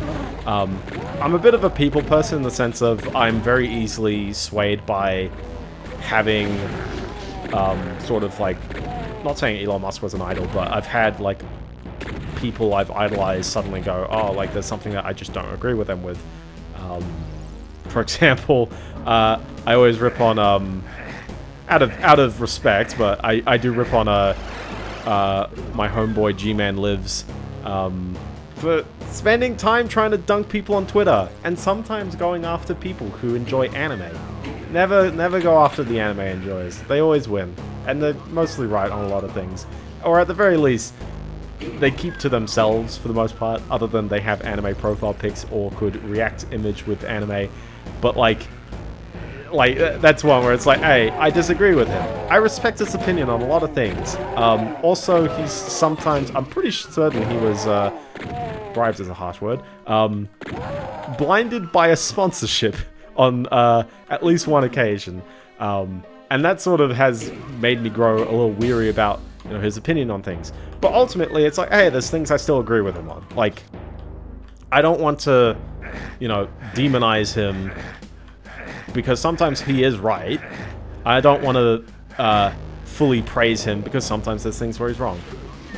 And I think ultimately, a lot of people, it's very easy to feed into kind of the, I wish I had picked up all this stuff before I dropped down to the lower level. There's a lot of people who are very easily... Yeah, sometimes bad people are right. Oh, exactly. And in fact, actually, like, the interesting part about this is that, on the politics angle, it's like people thought Elon Musk was the libertarian and, like, kind of guy, and then he's like, oh, you know, like, this thing, which is, like, you know, some people can view as very, very big business and doesn't really benefit a lot of other people. If that's your view, then sure. I don't know, I've still got to think more about it. But then, here comes Bernie Sanders, immediately disagreeing with the program. He's like, no, H1B is very easily abused, and, like, there's got to be something better out there. And it's, like, something a lot of people who are, like, you know, incredibly pro-Trump, very, very anti-Democratic Party suddenly goes, yeah, I agree with Bernie on this one. And then, like, who's another one? There's another person who's just, like, yeah, like, she's an absolute, like, you know, pro-war person. Nikki Haley, I think? A lot of people don't like her stance on war, but oh boy, she agreed with these people on this one thing. Like, that's what I mean, is that it's very easy for people to have nuanced opinions. I think it's also very easy for people, once they get into politics, basically just vote along party lines, so feel free to lump people together when they're in power as well. The strength of someone having... Oh, exactly. Like, I always think that, like, one of the biggest things that I try to encourage... I'll check out Secret Level, by the way. Lots of console versions of this game actually use this as the final level of the game. The 3DO and Jaguar Doom do this level. And the trick with this level is to just ignore these enemies here, pick up all this fun stuff that they're holding on to, chainsaw, all that stuff. Try to avoid them. It's not fun if you touch them. Oh. Oh, man. I quick loaded and I was nowhere near where I was. Sorry, my bad. And we had the cool music as well. Ah! That was very anticlimactic, wasn't it? Save at every level. I'm not even facing the right way. I didn't lose that much time. It's not like Gex. We're not losing time like Gex. The Fortress of Mystery. It's not even called Fortress of Mystery in the other versions as well. Wow. We've got a map in case you need a map for this level. Backpack's always nice.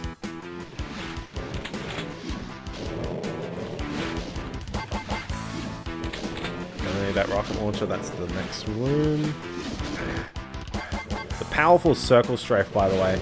Okay, I think we're good. So then here's the strat. Walk into the next room, you've got a bunch of cacodemons, and you should be able to dance around them a bunch. It might hit you, but there's a megasphere or soul sphere in the center of the map. Basically, and that door stays open. You're going to start getting this happening where I'm standing here, and the Barons are definitely hitting them. And they're going to start causing a lot of infighting. And you just wait. You just wait and watch. Because they're doing most of your fighting for you. That's actually kind of the whole level as well. There's only 14 enemies, and I'm pretty sure that's it. But yeah, this level highly encourages the infighting. And you'll definitely find quite a bunch of levels in some of these, any of these games. Basically going, yeah, no, that's the way you do it. Why take out the enemies normally, when you can just do that? Also, I appreciate I've got all my ammo, for the most part. The Barons are strong, man. They will live. They will do their best. And they'll probably win this whole thing. We've had a couple of Barons die, but like 6 enemies have died already. That's probably 7 just then. Yep. Yeah, exactly. But yeah, at the end of the day, like, people are people, so don't, like, let's not go absolutely insane on them. I wish the enemies took damage from damaging floors, by the way. They don't. Nah. Are the Barons dudes? I guess the horns. And the bulge. Yeah, there's one of them left. Do we just... Okay, yep, no, they're all done. So, there you go. I should probably just be using other ammo.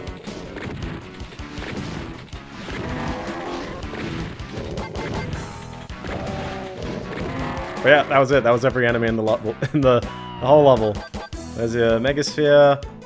There's a secret. Not on that side. It's on this side. There you go. Oh, the regular X is the secret. Hit the switch.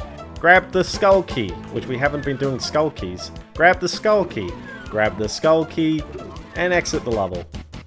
Easy. If you haven't 100% of the level, this is the one to do it in.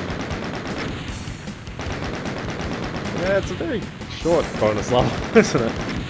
Oh, I even beat the part-time! How on earth did they expect 2 minutes 50 out of that? That's insanely high. What the heck? Fun fact, a lot of Doom mods can't reset the... I think it was a newer standard. Like, MBF 21, as in 2021. There's a Doom spec. I'm not sure if they introduced it.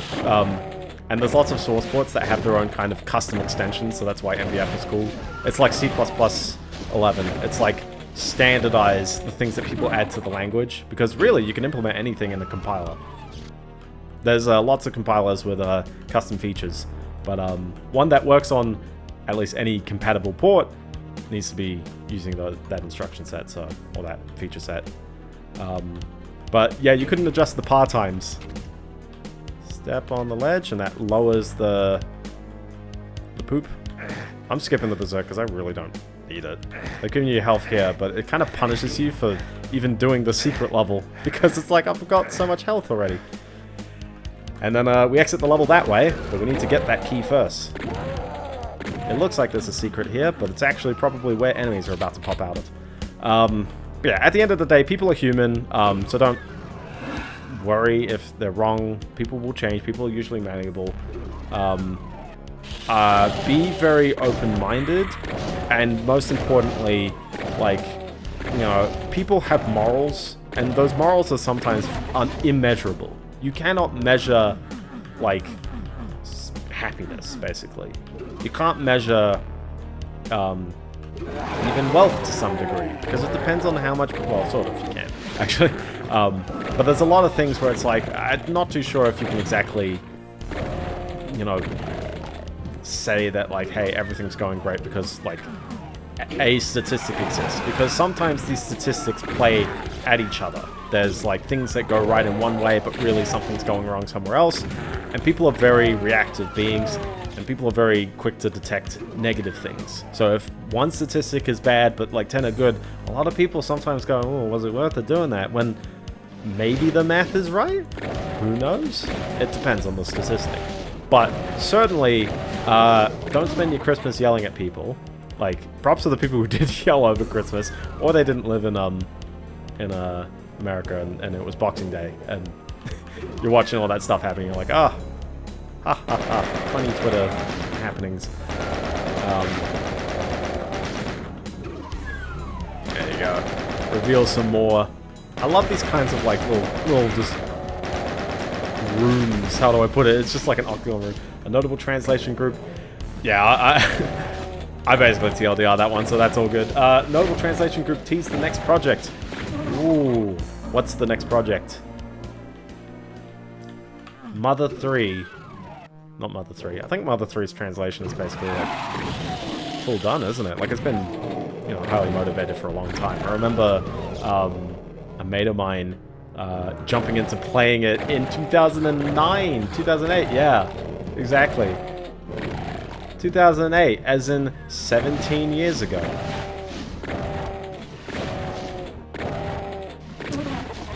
Happy 2025, fellas. Think about it, a quarter of the years that start with 20 are done. This is a PS2 game in a beloved franchise. Of course. Monster Hunter... were any Monster Hunters released only in Japan?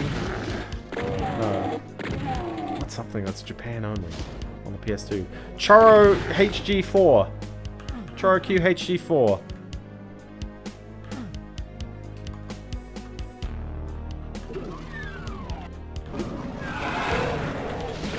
Oh my gosh, hi. Hi, I just missed the crushy ceiling. Yeah, try me. Go for it again. Go for it again. Yeah, the good stuff. I know there's the Japanese version of Monster Hunter 1. Actually, yeah, a few of the Japanese versions have onlines when the Western versions don't. And so there's actually, like, stuff that's not available in the Western versions.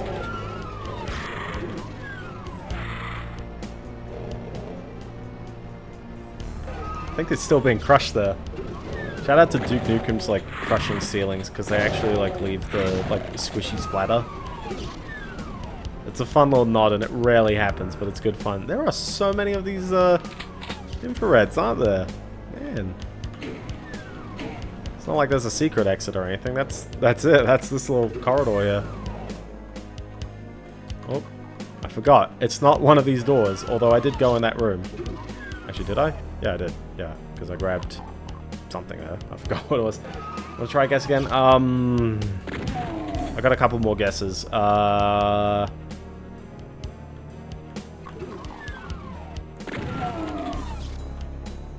We've already got a translation for the Dragon Quest V PS2 game, I think. Try and guess another one. I don't know if I'm warmer by saying a JRPG. Yeah. Shout out that PS2 version of Dragon Quest V. The one that they remade before the DS ones. Because the Game Boy Color one would have been done by that point. Even as a set, yeah, it probably does, yeah. Oh, hi. Lots of pinkies. I've still got the goggles on, because this room is typically quite dark. Okay, I've run out of guesses.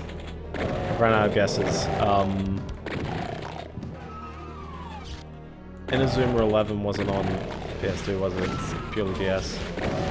It's a Sony franchise. Okay, Sony franchise. Oh, hi.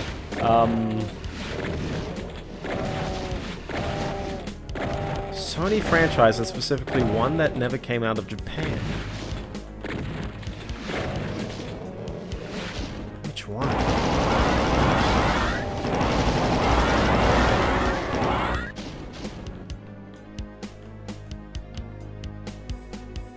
Ah, I'm out. I can't think of it. I can't think of it. You're gonna have to let me know.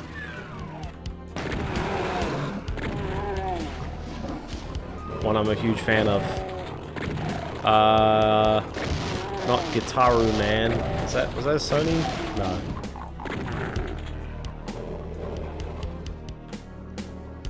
Are you a fan of Gitaru Man?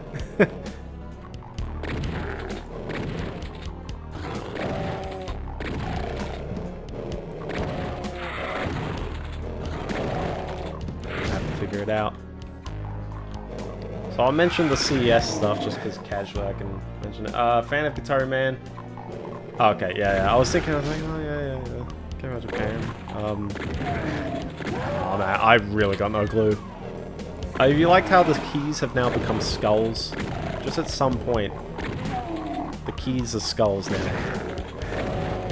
They're technically their own items. Like they actually can be picked up alongside the key cards. And the UI isn't going to respect that, but you can pick up the 6 different keys, and you can indeed make the doors only open up if you've got the skull key equivalent and not the key card equivalent. But most level designers don't like mix and matching the 2 different key types because they're all the same colors. So that's a fun little fact if you're ever curious. There are so many like weird little like nooks and crannies in this area, I swear. Just in this whole... Am I getting stuck on there? Okay. Just in this whole level in particular. It's a very complicated level. Here it goes. Here it goes. The moment you're waiting for. Drum roll. By the way, here you go. Here's me not. Well, I think they aggro themselves in that one. Ape Escape Million Monkey. Ah, I should have known. I should have known. Good old Ape Escape. The franchise Sony still forgets about to this day. Or do they? Because it's probably an Astrobot. Astrobot sweep. Astrobot will forever be mentioned as like, hey, Sony does remember these franchises, I guess.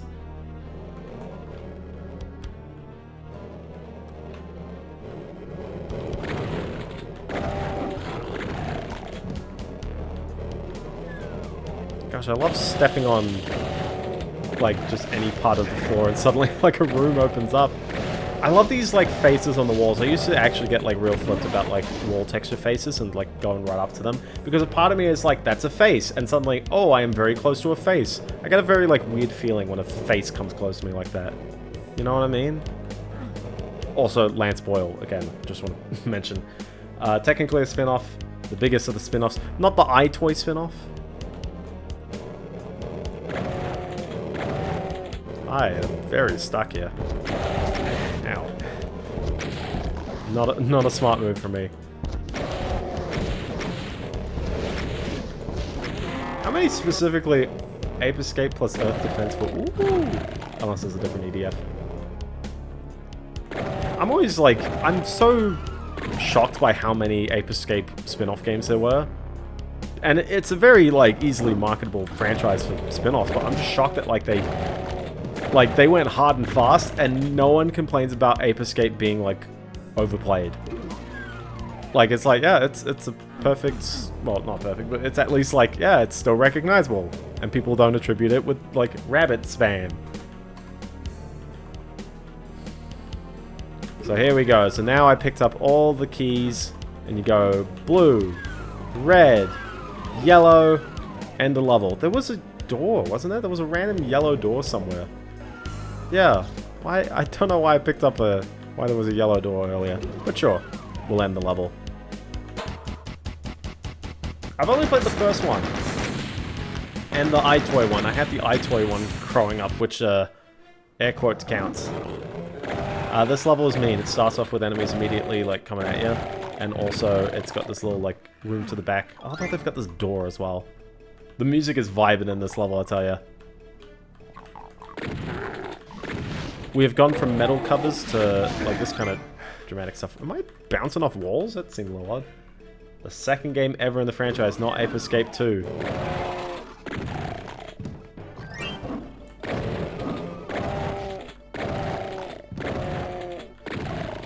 Because you know I'm going to have to play Chorokyu 2.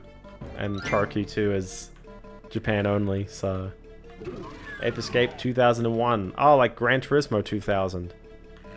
Not really, that wasn't really released. The boxes are back, by the way.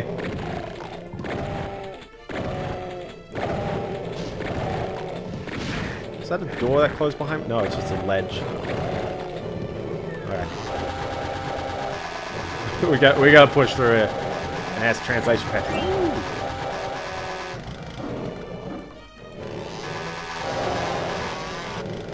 Oh, here's a power-up. The invincibility.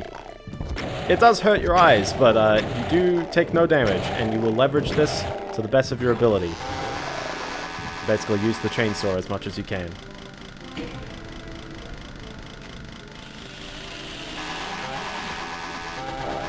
Basically, take it to this guy. Look at this. You see how many times he's actually landing a hit? Like, yeah, I'm invincible, so he can't do anything about it, but like... yeah, he takes a sweet time. There's a mobile game that I think might be lost. Ah! Dude, there's gonna be tons of mobile games that might be lost. There's probably like 3 Flash games that might be lost.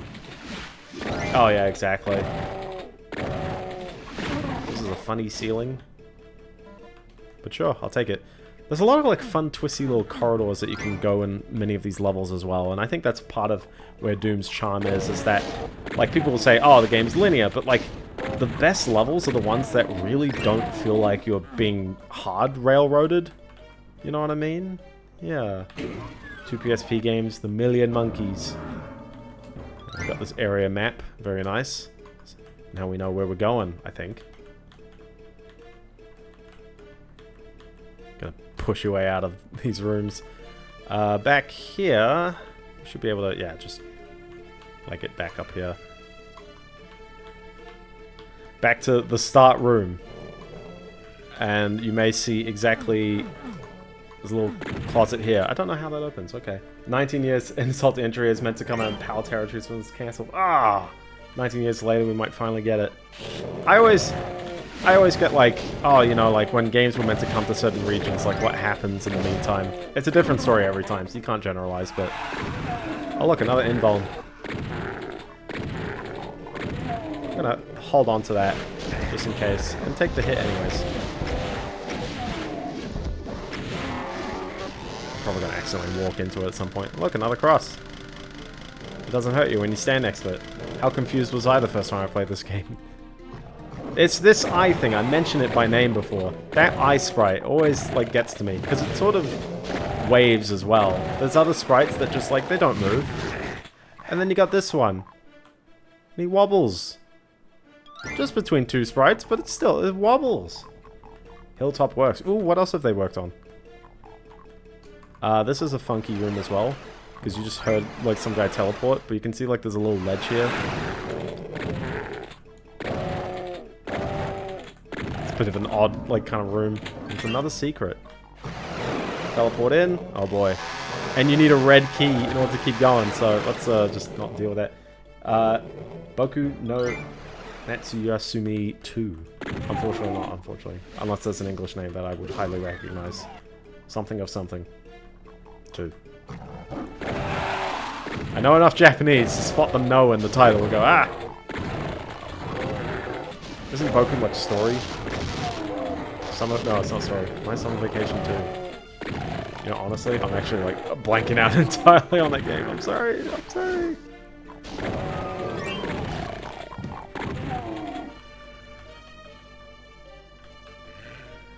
Dude, that's... part of me was like, oh man, you know, I feel like I've just played like so many games and I need to like start playing like something odd. So I've challenged myself to playing one random indie game a month. Not on stream, but just in general. Follow my backlogs. I'll write reviews for everything. Literally everything I play, I'll write a review. Slice of life, wholesome stuff. Summer vacation. Kid having summer vacation in the country. Ah, very nice. Is it a visual novel?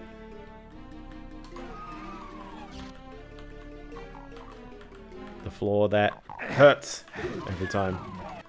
I've got a blue key card, but I haven't yet isolated the blue door. Adventure game. Ah, proper adventure. Yeah, okay, I'm just wandering around this room. I love this blue rooms, this blue carpet, very flush. Because technically, we're on a Mars base. Or not Mars itself, but rather a moon of Mars.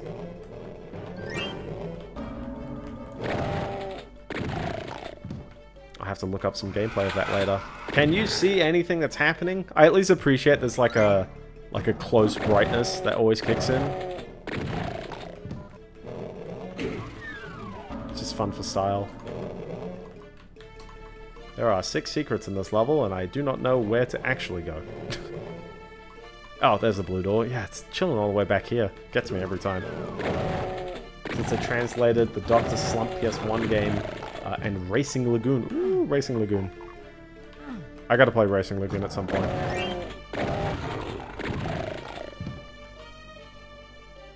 Yeah. Fan translators, legit, like, they don't get as much credit as they should. There are tons of games. I played a decent bit... Harmful Park? Oh, Harmful Park. Oh my gosh, I can't say it. Blue Legend of Water.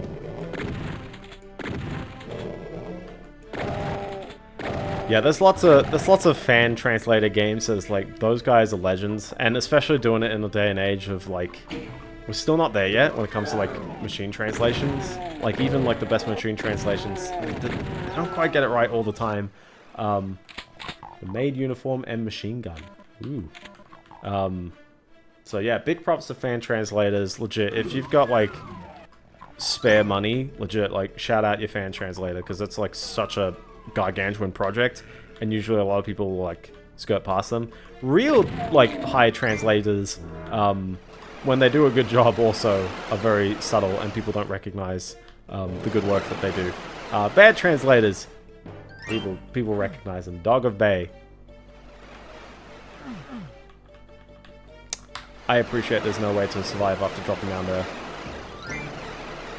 So I just lost like a minute in quick save. I'm sorry.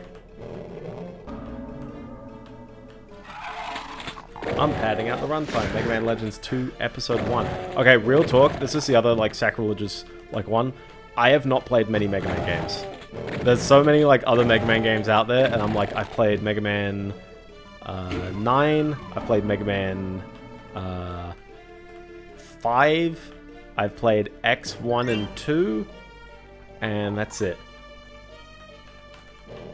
I do feel like that'd be brutal on me, but then I'm also like, oh, I don't know. I feel like I should be good at games. Like, so I don't know. Maybe one day we'll do some blind Mega Man.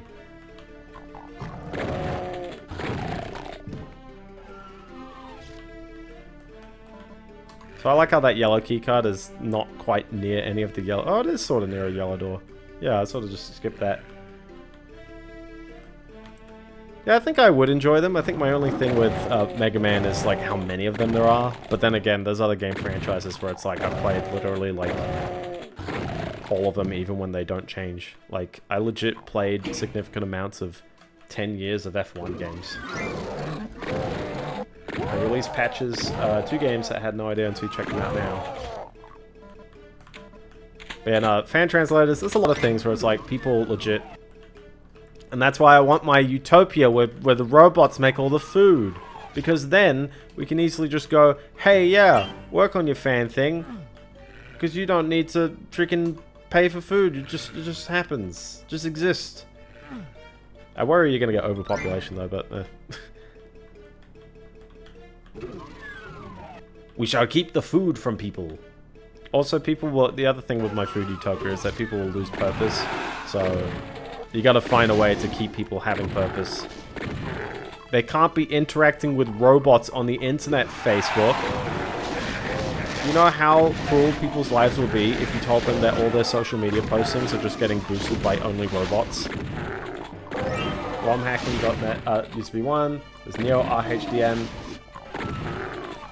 Yeah, I mean, it's a shame romhacking.net went down. Was that wasn't a legal takedown? That was just a hosting takedown, right?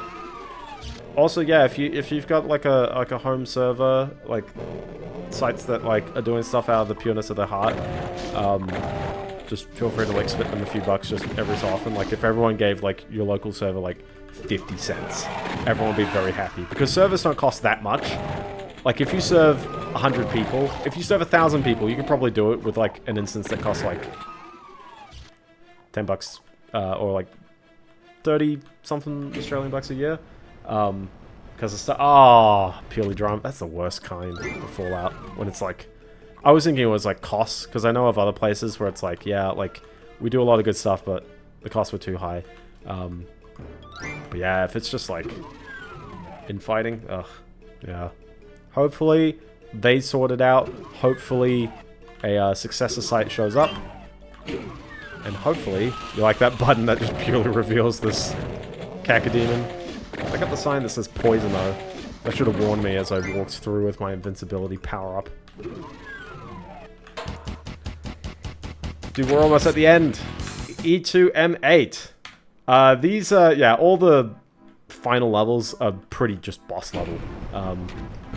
This raises a bunch of staircases that lead to these barons pinned up against the wall, as well as lots and lots of power-ups, like missiles.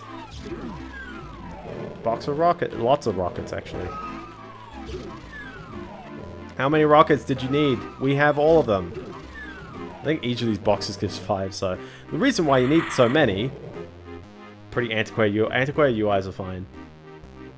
Well, sometimes. People can always write wrappers around it.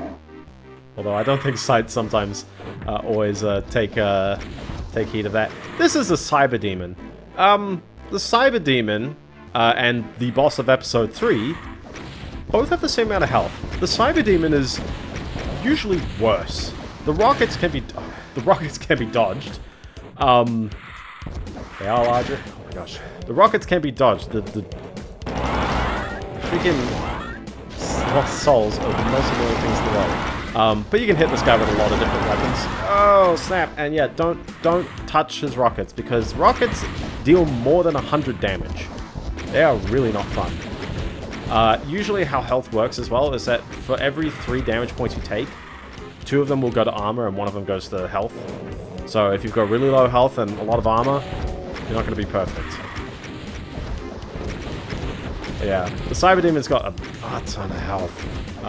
So it's going to feel like a classic 90s game boss, where I'm just constantly wailing at him, and he looks like he's not doing anything, but trust me, he's maybe dying. Because rockets deal a lot of damage, and you have 100 of them, with absolutely nothing else to use on. There you go. Defeat him, and the game just goes, yeah, you did it. Good luck going for 100% kills. Oh, was that 100% anyways? There were no secrets, so... Oh, we beat the part-time again. There we go. Now I got this one.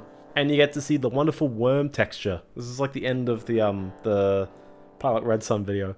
You've done it! The hideous cyber demon lord that ruled the lost Deimos moonbase has been slain, and you are triumphant. But where are you? You clamber to the edge of the moon and look down to see the awful truth. Deimos floats above hell itself. You've never heard of anyone escaping from hell, but you'll make the bastards sorry they ever heard of you. Quickly, you rappel down to the surface of hell. Now it's on to the final chapter of Doom, Inferno. Yeah, fan translations are always good. Also, you get a little end Doom graphic. Very fun. So, very nice. But yeah, I think that's a good place to draw it. We did 2 whole episodes, which is half of Doom 1. And given that episode 1's levels are slightly shorter than the rest, we'll probably have a very solid stream doing the other 2 for the next stream. But yeah, tune in next week where we will cram through way more Doom. Found a video that showcases all the translations in December. Not sure if it has everything, but it seems to alright. You'll be receiving more links to. That is true. Fan translations are always great, so props to the people who make them. Props to the people who experience them as well. If you you know, that people do it for the community. And if you just respond, you don't even need to monetarily shout them out, but hey, just giving them the, you know, hey, I liked your translation. It's all good. I recently played through, not the entirety. I only played through the Thief storyline of Maple Story DS. And unfortunately, that translation is complete only on not the Thief character, on another character. So the Thief is filled with lots of very, very weak dialogue. Sometimes even the Korean leaking out. And sometimes, very often words are hard to follow. A Tales of game got to translate. Oh, very nice. That game has 4 characters as well, and the other 2 characters don't even have any translation. But the warrior character, if you play with him, it's like, oh, the translation's good. So maybe they'll finish it, but I don't know if they're actively working on it. Oh my gosh, did they show a secret in the demo? It was there all along. I just didn't pay attention to it. No, I don't think it's quite possible to play the whole game with it if you don't know Korean. I think it is quite harsh. Because a lot of the time, characters will tell you to go to a place, and yeah, with the rough translation, it was a bit hard to figure out sometimes. With no translation, I think it's going to be nigh impossible. And there's no like markers or any other kind of indicators to tell you where you need to go. So it's a bit harsh. Once you got someone talking to you, you're doing the right thing. But until then, yeah, you gotta learn Korean, unfortunately. So, but yeah, with that, I'll call it there. So, thank you so very much for watching. If you enjoyed this, you know the drill. Follow on Twitch, except you're already following on Twitch, Fetty. And you can, if you missed this, VOD will be on YouTube.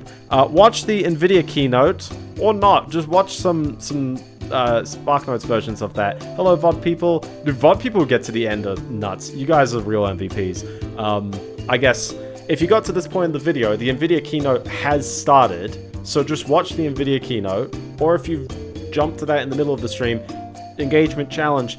Tell me what the favorite thing you saw was, and whether the prediction was the 5080 would actually cost 2,800 Australian, so probably like 1,800 US. 5090, I don't even know, man. I think it legitimately will be like 5,000 Australian. I think it's going to be insane. And those will be the only 2 things from NVIDIA. And they'll show off their 800 gigabit switch, which will be good fun.